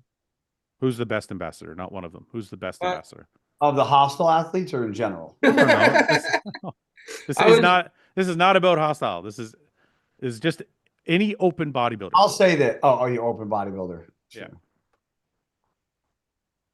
I would say like there's like 4 or 5 of us that you can see we're really trying to grow the sport, like either through YouTube, through traveling, a mixture of the both. Like I don't know if you can say that one of us is better than the other, but I will say that Samson's doing something no Mr. Olympia has done in a long time, which I think is really cool. Well, I agree with you, Martin, but the point of the award is to give it to one person. No. I get what you're saying. That's why I'm saying like So we have to choose. maybe We have to choose because someone. Samson is Mr. Olympia, I think he gets the feather in his hat because of that. Right. But you know what I'm saying? I think that's why open bodybuilding is so awesome right now is because there is 4 or 5 of us that all really want to grow bodybuilding. I don't know if I would give it to him because of the Mr. Olympia. I think I would give it to him more because of the travel. Well, Yes. that's no, that's what I mean. Yeah, Being in Mr. Olympia and traveling. And traveling, yeah. Because Brett, what do you think? That's why I threw him up there for sure. Just what in listening to him talk about it too, he's just like it doesn't bother me. I can travel, like just his mindset with it too. He almost prefers the road than being seen and things like that. So I applaud him on that, and that's my big. Dane says best ambassador Martin. I have a Martin keychain on my meal bag, his signature on my hat, and butcher hooks. Bought a Helix because of him, and he did shows stateside and abroad. That makes a good case. Mm-hmm. Not all the What's up, stuff. Marty? Yeah, I mean, I would definitely put you in the conversation. Yeah. No, that's what I'm saying is I'm not I don't think I'm better than Samson or Samson's better than me. I think knowing Samson as well, we both love bodybuilding and we want to try to show it to as many people as we can. So like I mean I think Samson should get it because of the being Mr. Olympia and doing it. But I don't care because I think it's awesome that we're both trying to grow something that we love. Like this sport, dude, in the last I mean, you guys have seen it. The last 5 years, this shit is booming, and it's because guys like Chris, guys like me, guys like Samson putting in the effort to show people like how awesome this sport is. Wahala Watch he says, I just got here. Guy does not look like he wants to be here. Guys, Yeah. listen. Ugly fucking Guy, you don't want to be here? You just got here. You rewind the tape, motherfucker. He hasn't been All right. sleeping. The drones have been keeping him up at night. Yeah, I'm on fucking guard duty. Okay, best poser. Best poser. Damn. We just giving Samson everything at this point. Yeah, this is just a Samson. No, I actually gave this one to Dude, Chris. we weren't using Chris. It was actually down to 2 people. Chris Bumstead? Chris to me is the best poser in the IFBB. But we can't say. And I we're don't not mean putting him in the. No, because he did an open show, so he did it as an open bodybuilder, so you can give him that posing for that show, Oh, okay. right? Okay. So I'm saying like, But when we said ambassador, so I was going to say, well, Chris is a great ambassador for the sport too. But he But- doesn't doesn't travel. open body. no, but Chris doesn't represent open bodybuilding. That's why I didn't put him there, right? So But he did pose in an open show. I agree with you. So I'm like, I just think his posing is fucking really crazy. I'm not just talking about the routine, like the mandatories, the transitions, everything, right? And then I thought of the Samson routine from the UK, Arnold. So I don't know if you guys have any others to add to that. I mean, dude, like as far as like waist control and stuff, like I've never seen anybody like Hottie. There's not like nothing like that. Yeah. He could also be that because like he's an absolute polish on stage. Yeah, But his routines aren't- his routines are phoned in a little bit. Yeah, he's deaf. Leave the guy alone. What does that have to do? What does that have to do with it? He doesn't hit it on But the you beat can't be and stuff like deaf Sam and have did. rhythm. Is that what you're saying? Oh, that's true. I didn't even think of that. He's not 100% deaf, is he? Close. I think I think his hearing aids are cochlear implants actually. Okay. Oh, really? I didn't know that. Yeah, that's why it's really hard for him to learn English is because it's like once it's really hard to learn another language with hearing barriers. I'm sure. Okay. Maybe we have to give him a pass on the posing routine, but he still can't win the award if he can't pose. We can't be like, well, you get the award because you can't hear. It's a handicap I award. was like, you were going to talk, but I was like, in mandatories, bro, he's pretty like Mandatories is good. Yeah. he's perfection. That's kind of what I was saying. Is like, yeah, routine wise, it's not like super entertaining and like flowy and stuff like Samson, but in transition in the quarter turns and stuff, man, I don't know if there's anybody with better waist control. This guy says, it's actually Blake Hannon says mandatory posing award and posing routine award. If we gave two, then I think I would go Chris for mandatories and Samson for routine. I could see that. I would agree with that. Brett, well, I want to ask you most conditioned. Ooh. Amiro or whatever his name is. How do you say his name? Amiro Magic? Yeah. Omerigic or something like that? He's peeled. Yeah. We got to see him in person right after New York Pro too this year. Okay, freakiest bodybuilder. Nextzilla. Okay, let's burn through these a bit. Can't compete this. Does that count? Best hair transplant. Ian Valley. Not Guy, because Guy's had to go. Guy, haven't you had your hair done? Guy, haven't you show it? Let us see. Guy, you haven't had your hair done like 3 times. It's just not taking. Oh. My God. That guy, that It's looking darker. Why is it not taking? No, there's only 2 months, bro. This just started to grow. Let me There's see. only 2 months. And why did you put your hairline so far back? What do you mean? Like, why did you Oh, put this like? is still. I'm still swollen a little bit here. I know, but why didn't they put the hair down lower? Because I want a 40-year-old hairline, not a fucking 20-year-old hairline. You know what? I thought the whole point of fake hair is to make you look younger. It's actually coming in fucking really good. I like Ian's. Oh, the second one came in good, but I only got 2,000. What are you? I got the same amount as Ian this time. I got 4,700. I think Ian got 5. You had yours done in Jersey though. The first time, not this last time. Where'd you go the last time? Fucking Turkey. Same as Did you? Ian, right? Yeah. I know. I didn't go to the same place as Ian, but I went to Turkey. Why didn't you go to the same place if you know it works? Because I paid fucking 10 grand for 2,000. I went to Turkey for fucking free. Okay. I went to a place called Estee Nova. They were awesome. Fucking great. Well, we're yet to see if they're awesome. We got to see if your hair actually grows in. Listen, you wait until March 43. March. Sexiest 43-year-old you ever seen. So at the at the Arnold. Mm-hmm. So are you saying when I see you at the Arnold, you're gonna have full hair? Yeah, full dude, hair? I've already had to get the top cut like 3 times because it gets like. You did not. Bro, I swear to God, he doesn't use the buzzer, but he uses you're like- scissors to even it out. Yeah, I swear to God. You're like, it's out of control. I can't keep it. No, I didn't say that. I didn't say that. Say you're taking. I can't. It's in my eyes. I gotta. So I gotta put it in a fucking ponytail. I need a scrunchie. Okay, so Oh so at the Arnold, you're gonna have full head of hair. 100% with no questions asked. You better look like Fabio when you get. Oh, hey, can I tell you a secret? No, we're on live. Yeah, exactly. Yeah, exactly. Yes. I give you guys ammo to make fun of me. I think even when I get made fun of, it's hilarious. So it's had to be like probably a month ago. I'm fucking like in one of my OCD cleaning fucking routines, and I'm like cleaning my bathroom and my fucking closets, and I'm like, I fucking bought this shit because of fucking that idiot Fouad, and I've never used it. And I was like, What is it? I wonder if I use it, if it'll make that big of a difference. So I took the fucking like touch of gray, and I'm like, fucking. Oh, So hold on. So it's funny. So I'm reading it and it's like, keep in for 5 minutes. And I'm like, all right, I got to make sure I'm fucking 5 minutes. So I paint it and I'm like, I have no idea what I'm doing. It comes with this little fucking plastic cup and a paintbrush. And I'm like, I can't believe this idiot does this. 5 minutes. 5 minutes. I jump in the shower. I fucking wash it off. I go out and I'm like, you didn't leave it in long enough. No. You could listen. Okay.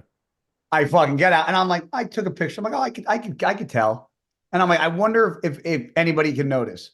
Not an hour later did my girl come over, and I walked from the laundry room into the living room, and she goes, "What did you do to your beard?" And I go, "What do you mean?" She goes, "You did something to your face." I go, "I trimmed it up." She goes, "You didn't do anything else?" And I go, "No."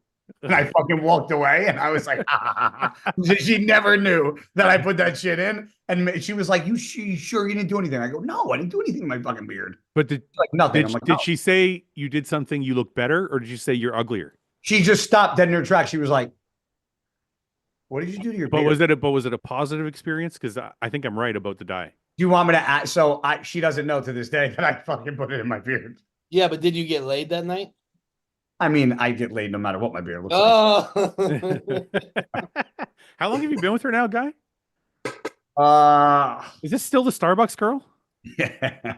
Jesus Christ. It was 2 years in October. So what is that? Like just over 2 years? What? It's And she so hasn't, weird. like, beat you up or like held a knife to your throat or like Yeah. recorded your conversations. Have you changed? Is that why you're Marty, you know a good amount. I guess we've talked more than I thought. We spent a lot of time in Sweden together. Guy's doing good, bro. 2 years and she hasn't like tried to kill him. dude? I remember the recording. She's not recording. I remember. Was that a bro? Were you guys here for that? Yeah, man. Dude, I was how part. crazy You was that? told me that happened. Yeah, fucking right there into that table. Gotta have you, your house. you told us in person about that. You gotta have your house swept. Bro, Every it's time you fucking- crazy. People think I make this nonsense up. So, 2 years. You're doing good, guy. Did you change? Are you more flexible? Is that why things are working out? No, I'm still complaining to her every day. No, but I mean, have you changed? No, I'm the same. You're just as annoying, and she puts up with it. She has no choice. I'm not changing. So it's either you deal with it or fuck take a hike. Are you gonna get married? I don't know. I was married once. She's got 2 kids, dude. So, Those are the two funniest excuses. I was married once. I'm saying like she was married. Yeah, She's got 2 kids. kids. I was married. Like I'm divorced. Like it's right now. It's just we're good the way it is, I guess. You're Right. just fine with being degenerates. it's funny you say that because I think if I got divorced, I don't think I'd get married again. It's kind of like, I don't know. It's like For what? I wouldn't want to give away half my shit twice. I wouldn't give away half my shit. I'd be like, here's a prenup. Yeah, yeah. That's what I would do. Ain't no way I'm doing that now. But Sorry. if you're common law, you still have to give away half your shit. So that's you. No, I'm saying like if I got divorced and I met a chick and she was like staying with me, she's still entitled. I don't know about your rules in the US, but in Canada, she's still entitled to a certain amount of your shit. Yeah, it depends on the state and how long. Depends how long you've been common law, but she's still entitled to some of your shit. Yeah, Ah. that's real. She has to be living with you though. Yeah, that's real. In the United States, it depends on the state. Like Wyoming's like 3 years, and then if once you've lived together for 3 years, she can do common law. Yeah. And they could take half your shit. Yeah, because they consider Yeah. common law marriage almost the same rules as marriage. I'll have her sign a prenup as my girlfriend tonight. You say no common law. You guys like, I don't know the rules, but I'm fucking fucked again. Brett, if you ever got divorced, would you get remarried? I don't think so. No way. Yeah, not like you said, not at this point. It's I like don't- for what? Yeah, I don't know if I see a point in it. I'm putting in a dip because this is going to be a long fucking podcast. Nah, we're Okay. almost done. We're almost done. We're gonna wrap up. I'm gonna take a few questions and then we're gonna go. There's not many questions in the chat though. But listen, Brett, what are you doing next? What are you guys doing? Now you got a coach. What's the plan? Fall? Summer? Well, the acute plan, the immediate plan is start the off season. So that's the main thing is going into off season now. Push. What's your weight right now? I'm actually really pretty happy. I was 267 this morning. And that's just cruising, chilling, Yeah. not eating to a point that's uncomfortable. So start the off season, get going here, and then I want to compete before the Olympia. I'm not sure when it'll be. It'll be something later in the year, but I definitely want to get at least a peek in with Stefan just to know that process and get ready for the Olympia. Right. Martin, I think. So hold on, can I ask a question? Yeah. Jump in. So even though you got you got qualified, and you're still going to do a pre-show before the Olympia again, even though it Oh wasn't. yeah, that's right. You're already qualified. What would it? I'm just playing devil's advocate. This is so I'm not. I would so my whole career in the IFBB, I never was able to my best placing at the O was 6th. So I always took second at the shows right after the O. I never was able to win a show after the O. So I always had to then the following year do another show to win and then do the O. And I would suck a dick back then to not have to requalify and give my body a break. So do you think it's a disadvantage to go into a prep sooner than you have to prep for a show for the Olympia? Would you actually Even though suck, he's a new would coach, you I get actually it, but would you actually suck a dick though to not have to prep? I mean, I back then I used to say it all the time. I'd be like, I would No, suck but a I'm asking you. You can get away. Listen, you don't have to prep for 4 months, and you can just walk on stage shredded, peak perfectly. You know what? The dick sounds nice and all, but I have to go with no. Anyway, Oh. Brett, sorry, you go ahead and answer. Sorry, I was thinking about guys sucking a dick. No, but you got to remember, I got plenty of time here, so it's not like I'm rushing anything. This is just, and the show I would shoot for is going to be one of the last. It doesn't matter qualifiers, but one of the last show options leading into the Olympia. So the Olympia is in October. To be honest, like I'm somebody like I'm not going to be able to push an off season all the way until that point anyway. You know what I mean? Like the food adds up by that point or something. That I want to start prepping by then. So. I definitely I'll have enough time here to grow, but then it's more about I would rather just get some more experience too. You gotta remember I competed I qualified this past September. Before that, I didn't even make it to the Olympia the year before. And I qualified the November before that. So it's been in the last 2.5 years, I've only been on stage once. So let me ask you a question. And because obviously Samson did it and it went in a good direction because he won. Or Fouad, do you think there's a disadvantage for doing the show? Let's say you show up your best at the Olympia, but the show prior, you didn't show up your best and you looked, let's say you took 3rd or 4th. Do you think that hurts your expectations for the Olympia? Because everybody uses the term, I want to go in with momentum. I'm not sure what you mean. So, like, if he qualified last year and then he does a show and ends up in 3rd, does that hurt? It takes up 3rd, 4th. Like, do people? No, I don't think. Listen, the more coming off a win or a W helps people say, "Oh, I have the momentum going into the show." No, the more judges I talk, and I don't know if Brett and Martin. I'm just asking. I don't have. No. I know. I'm trying to express to the audience, and I don't know if Brett and Martin have experienced this, but I never talked to a lot of judges when I was competing. I just kind of I'd go and compete and get my placing. I already knew what I needed to do, and I would fucking leave. The more judges I get to talk to now, either in podcast or in private, the more I realize they don't give a fuck about any of that shit. Yeah. They don't care where you placed. They don't care what your social media is. They don't care if the crowd is cheering for you or not. They don't give a fuck. They're looking at what's on stage that day. It doesn't matter what you did last week. They're looking at exactly what's on stage only. At least that's the impression I get from the judges I've spoken to. Yeah. So I don't think, like, if Brett does a show and he takes 3rd or 4th or 5th or whatever, I don't think it matters when he gets on stage at the Olympia. It's going to matter what he looks like at the Olympia. Okay. I agree with you. But Brett, would you do something like France, for example? Because it's like 2 weeks, or are you looking for like an American show that we don't have to travel? Probably American, so you wouldn't have to travel. But also, the last American show is Texans, and that's in August. So there is a little bit of a gap there, but that's something definitely eyeing. Yeah. Mark, sorry, go ahead. Go ahead, guys. No, because this guy asked it for me and you, and I want to know what you would say. Yeah. This guy Blake Hannon said, Guy or Fouad, what caused your physiques to downside the most? Getting off gear, age, etc. Yeah, I was going to burn through some of these, but we'll do it now since you asked Oh, it. okay. I didn't know. I just I no, no. scrolled up because I didn't want to lose it. No, it's okay. I'm gonna go through all of these. But we'll answer it now since you asked it. For me, anyway, it was all of the above. I got off gear. I stopped So fucking you're on eating. no TRT at all, nothing. Now I've started doing a shot a week. Okay. Well, I shouldn't say a shot a week, a half a shot. I'm doing 125 milligrams a week. Do you do what you told me to do and backload it with an insulin pen, or you do just a shot and done? No, I just did a shot and done. I ain't doing a fucking shot every day and shit. Fuck that. I don't. I know people do like, oh, just do fucking 20 No, milligrams. that was your idea that you told me about. I know, because Okay. I was doing it for a little while and it did feel good. And I'm like, I don't want to fucking do a shot every day. I don't care if it's an I insulin forget half needle. the time. Yeah, it's like, and then I also felt like it was starting to leave like a lump. Like the oil wasn't. You talking about like because microdose? you're not as Yeah, you're not as yeah. big anymore, right? Yeah, I was telling him to microdose for a little while because I noticed that like there was no peaks and valleys. Yeah, Like I just felt, definitely have more consistent hormone. yeah, I levels. just felt good the whole time. But every time I did, I was doing it with an insulin needle like in the shoulder. I just noticed I was getting like the oil wasn't like dissipating, and I'm like, fuck it, you know what? I'm just going back to my way of doing it. Yeah. So It's you kind of like, it's about- kind of like shrooms, guy. You know, you can either feel kind of good all day long, every day of the week, or you can feel really good one of the days.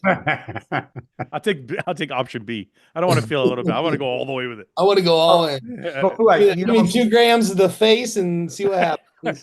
you don't think your food. I think for me, most of my weight loss, I mean, obviously gear, but my eating changed dramatically. Yeah, since that's why I said all of the above. If I started, it's actually food more than drugs. If I started eating 6 Yeah. meals a day, my weight would go right back up. That's what that. Well, Yeah. that's I was going to say. Yeah, I think it yeah, was more food than drugs. Because if I put Yeah. 6 meals a day the way I was eating back then, I Yeah. gained 15 fucking pounds. Yeah. I think it's food, then drugs.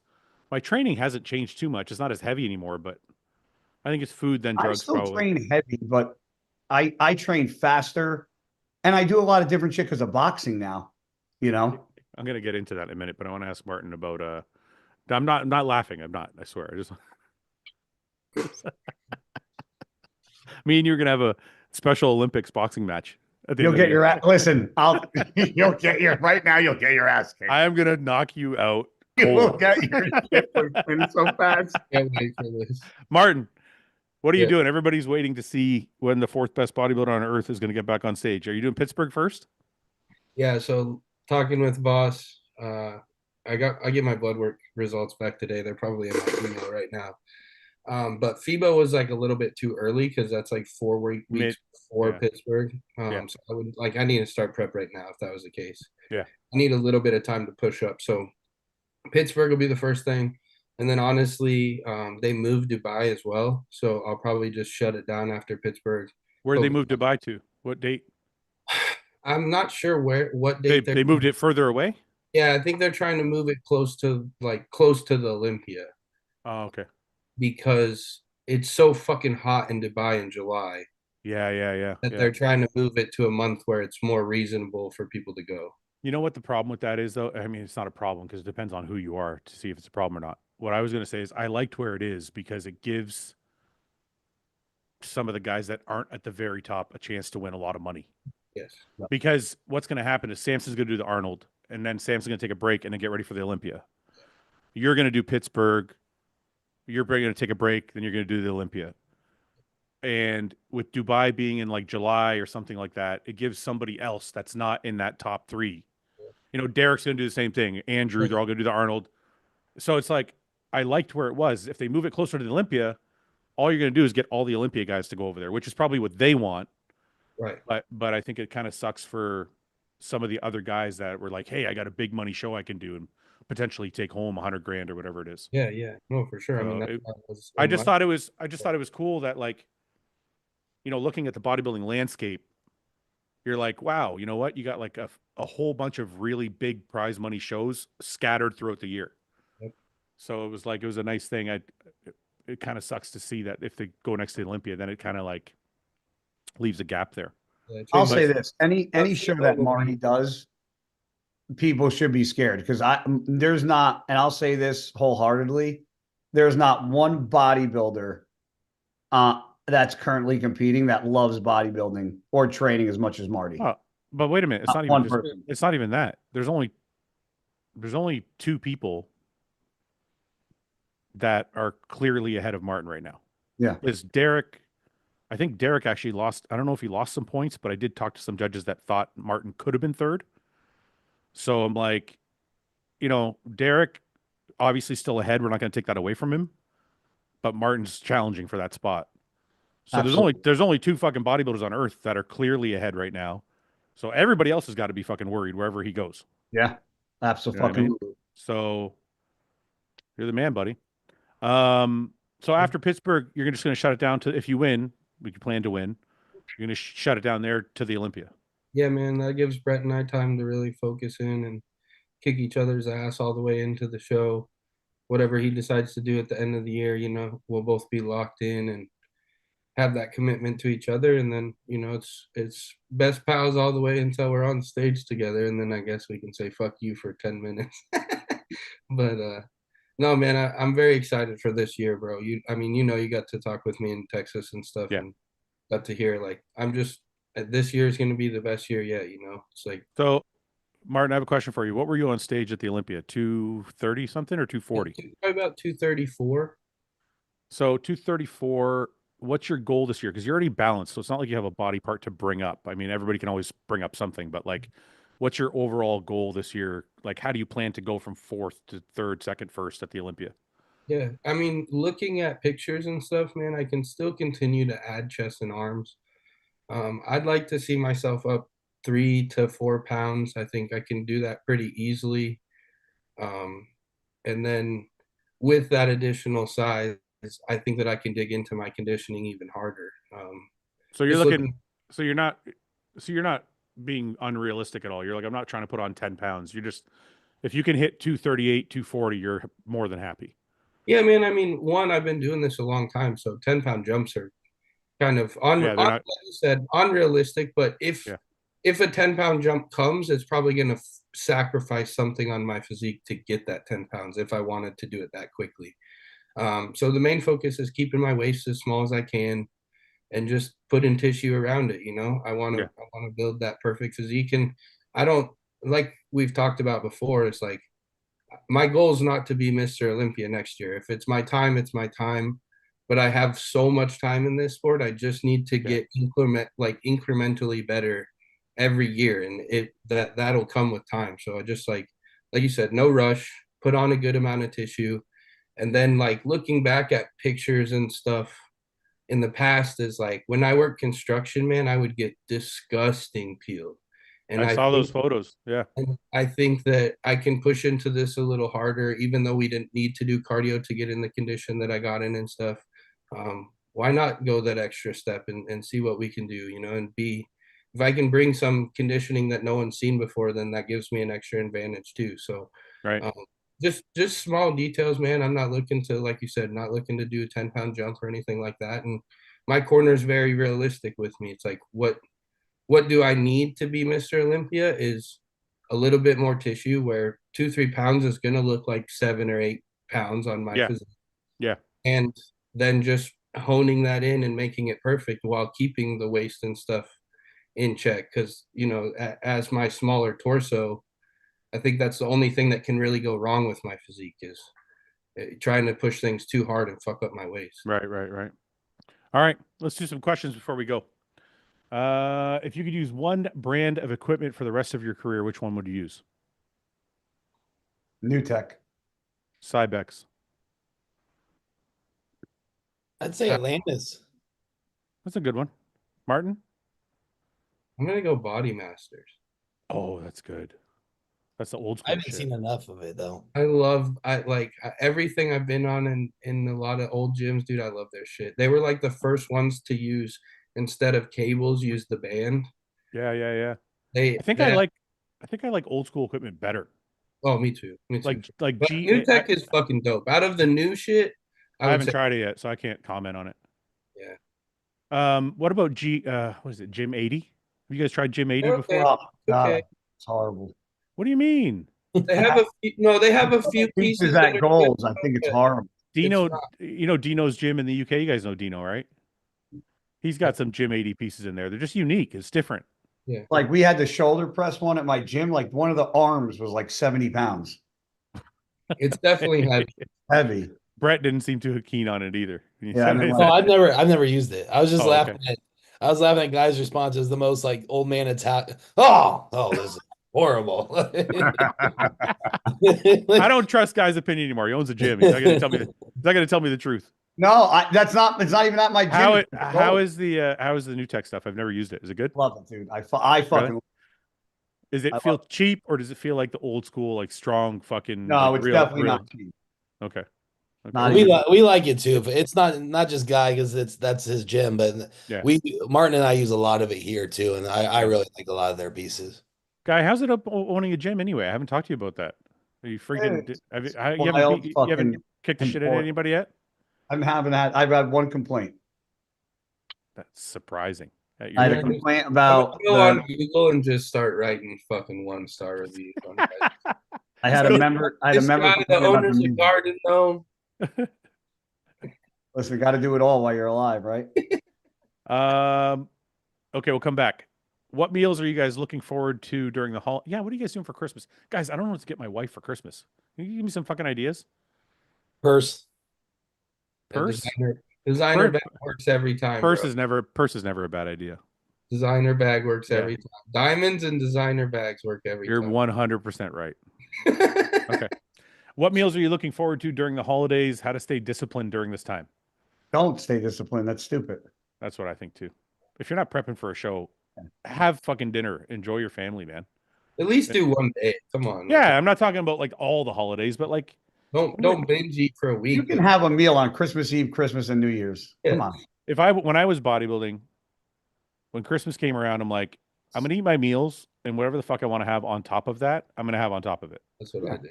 You know what I mean? It's like you're not gonna whatever you put. If you put on a few extra pounds for Christmas, you can clean it up after. Question: your all-time favorite bodybuilding still photograph? Odd. It's oddly specific. Like an on stage one. I don't know. It says all-time favorite. The one of Arnold doing this. That's a good one.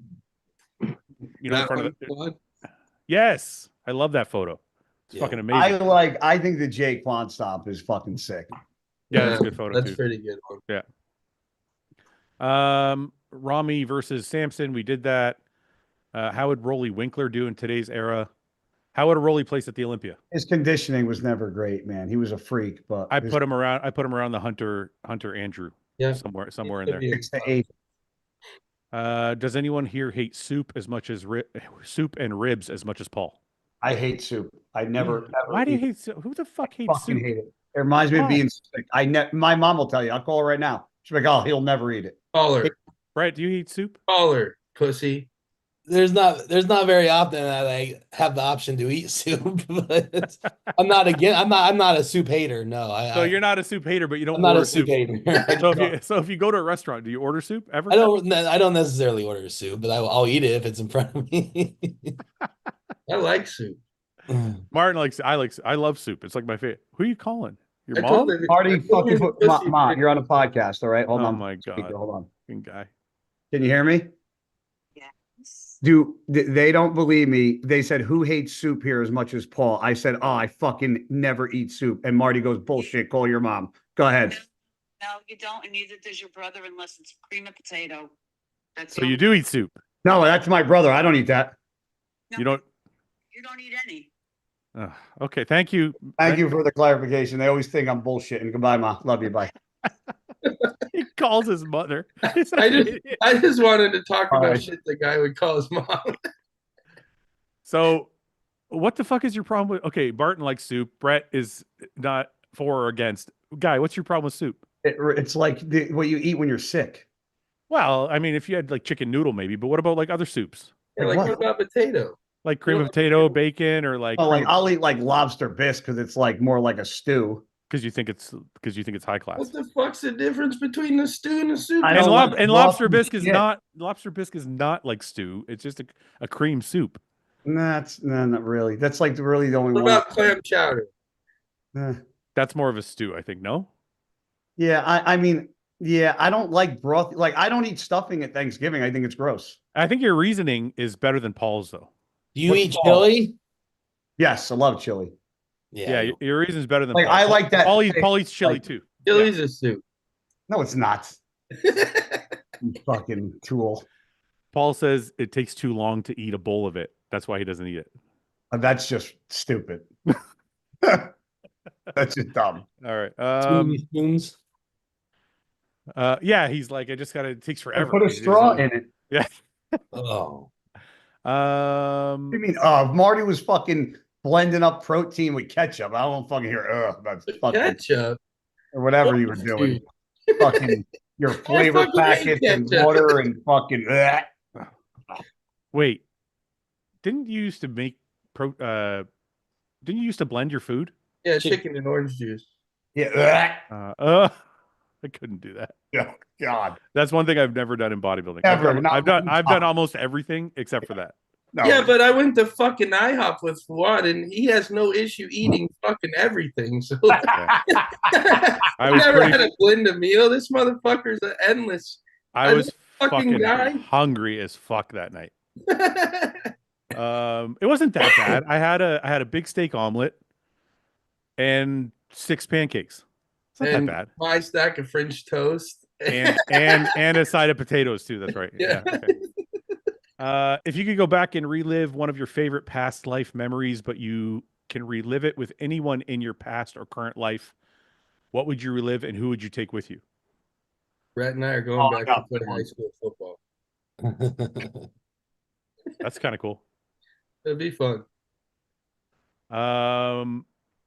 Where the fuck did that go? I would have Fouad when I got held at the gunpoint in India just to see what he would do. I would run. I'd be like, fuck you. I'm out of here. Like, I'm fucking out of here, guy. You're on your own, brother. Ruben says that this camera angle is poo. Sorry, man. That's all I got right now. Say it again? My camera angle is shit. Oh. Hostile brand booth at the Arnold. I don't think so. This guy asked, how's Panada machines? They're like 50-50. Okay, this is a good question. I think I know the answer. I'm going to ask you anyway. Could Seth give Keon a run for his money if he qualifies for the Olympia? Yes, You think so? I do. I don't think so. I think I Seth think is a fucking Seth in person. I don't think so. I think Keon's shape is just too wild. I think Seth has got a crazy shape on him. Crazy shape. I don't know, dude. He's got. I think if anybody could hang with him in shape, it's Seth. How's that? No. No, okay. Oh. I don't think Seth Name is another known. 212 guy that's got a shape like Seth's I besides don't Keon. think Seth is known as a shape freak. Seth always had gorgeous shape, dude. do you think Seth beats Sean? I think he could. I don't know. That's a tougher call. That's his worst showing. I don't want to show that. Mm-hmm. That was like That was his last show. The funny thing about Seth, and I don't know if he's just humble and playing it off or something, but he doesn't think he's that good, and it's kind of funny. I think deep down he knows he's good. I think it's a little front. No, it's not a front. I think he just doesn't like to. Some people don't like to talk like that. Right. Right. And that's what I mean by the humbleness. That's when he won nationals. He looked crazy there. Yeah. I mean, I think he's got great body parts and he's a great bodybuilder. I don't know if I would put him in the same category as shape with Keon. I think he's got a crazy waist, a lot of muscle. I mean, that's fucking impressive, man. He's got a crazy waist when he pulls a vacuum. I'll give you that. And that makes his V taper look insane. Like, Yeah, but it's only that. But it's that shot. look at that hotel photo Where? right there. This one? Yeah, he's fucking great. I mean, that's years ago. I mean, if he's better than that, yes. He's not gonna look this clean. I think he could look close to this, but I don't think he's gonna look. Yeah, This is that's when everything was fresh, like younger, fresh. Yeah. I'm excited. I'm excited to see it. I mean, this is a great physique. I don't know if it dude, Keon. Yeah. Like, he's got one of the best shapes in the IFBB. Keon to me is, and I'm maybe off on this, but Keon's the best 212 bodybuilder ever, Yes. in my opinion. Do you think Keon would do good in open? Yeah, I don't think he would do as well as he thinks he would. Like, he was talking about beating Samson. I'm like, whoa, like, back up a little bit. There's a pretty big size gap there. You can't win with just shape. Somebody just said he did the Kai Rami comparison just for you. Huh? Kai, I guess he put it up on his page. Mark Max, he said, there, I Oh. did the Kai versus Rami. Oh, nice. Nice. No, but what do you guys? I want to ask you guys what you guys think. Two questions, Martin. One, do you think he's the best 212 bodybuilder ever? It's very close. Right now, Between he's tied with Flex Lewis, in my opinion. Flex Wheeler. They go or Sorry, Flex Lewis. I'm sorry. Yeah. Flex Lewis, yeah. They go tit for tat because I think Keon wins some shots. I think Flex wins some shots at his best showing. The biggest difference there, though, is Keon still has 6 pounds to grow in the class, and Flex was literally dying to make weight. So I do see Keon becoming that, and it won't take him very long to prove that, but he hasn't quite stepped completely into that spot, in my opinion, yet. Okay. Flex is very dangerous. Second question: how does Keon do in open at the Olympia? If he stepped on stage in at the Olympia, where would he be? He would have been probably 5th, 6th, Top somewhere. 5, 6. Yeah, No. I agree. No? Dude, You didn't have him top 6 of this previous Olympia? I don't think he's beaten Andrew. I think he would be Or right Hunter. You're That's talking what about I a think he big would size be. difference. Yeah. But Keon also looks a lot bigger than he is. A lot. I know, dude, but Hunter's like 200. You'd have to see him literally next to each other. Listen, Hunter is extremely thick. Like I was sitting in that fucking auditorium when Hunter walked out on Friday night.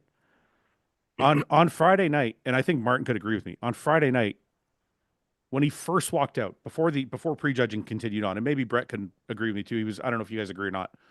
When Hunter first walked out, I was like, that motherfucker looks like he's in the top 5, maybe in the top 3. Yeah. And then he faded a bit through Friday. Saturday he was watery too. He faded a bit Friday, and then Saturday he looked off. But when he first walked out, I was like, holy fuck. Like that's. Yeah, but there's our point. I mean, Keon was on, he would be on both nights. He was on both nights. He looked phenomenal. So That's I think true. that would have edged him. I had him I'd have him in 5th place. I guess if we're talking about just what you've shown and not what you could be, Yeah. then I guess, yeah, he would have beat Hunter because Hunter faded. Would he beat Andrew? I think so. This previous Olympia, based off peaks, Yeah. I think Keon was the best peak of the weekend besides Martin. Yeah, maybe I have to agree with you guys. You guys are right, I think. All right. Well, listen, boys, I think first I want to thank Mark's Max Muscle for doing the Kai Rami. Was it Kai Rami? Yeah, Kai Rami comparison. You guys can all check that out on his channel. And Martin and Brett, Guy, thank you for your time. Always. We'll catch up to you guys soon. Thanks everybody for watching. We'll see you guys. Yes, sir. We'll see you.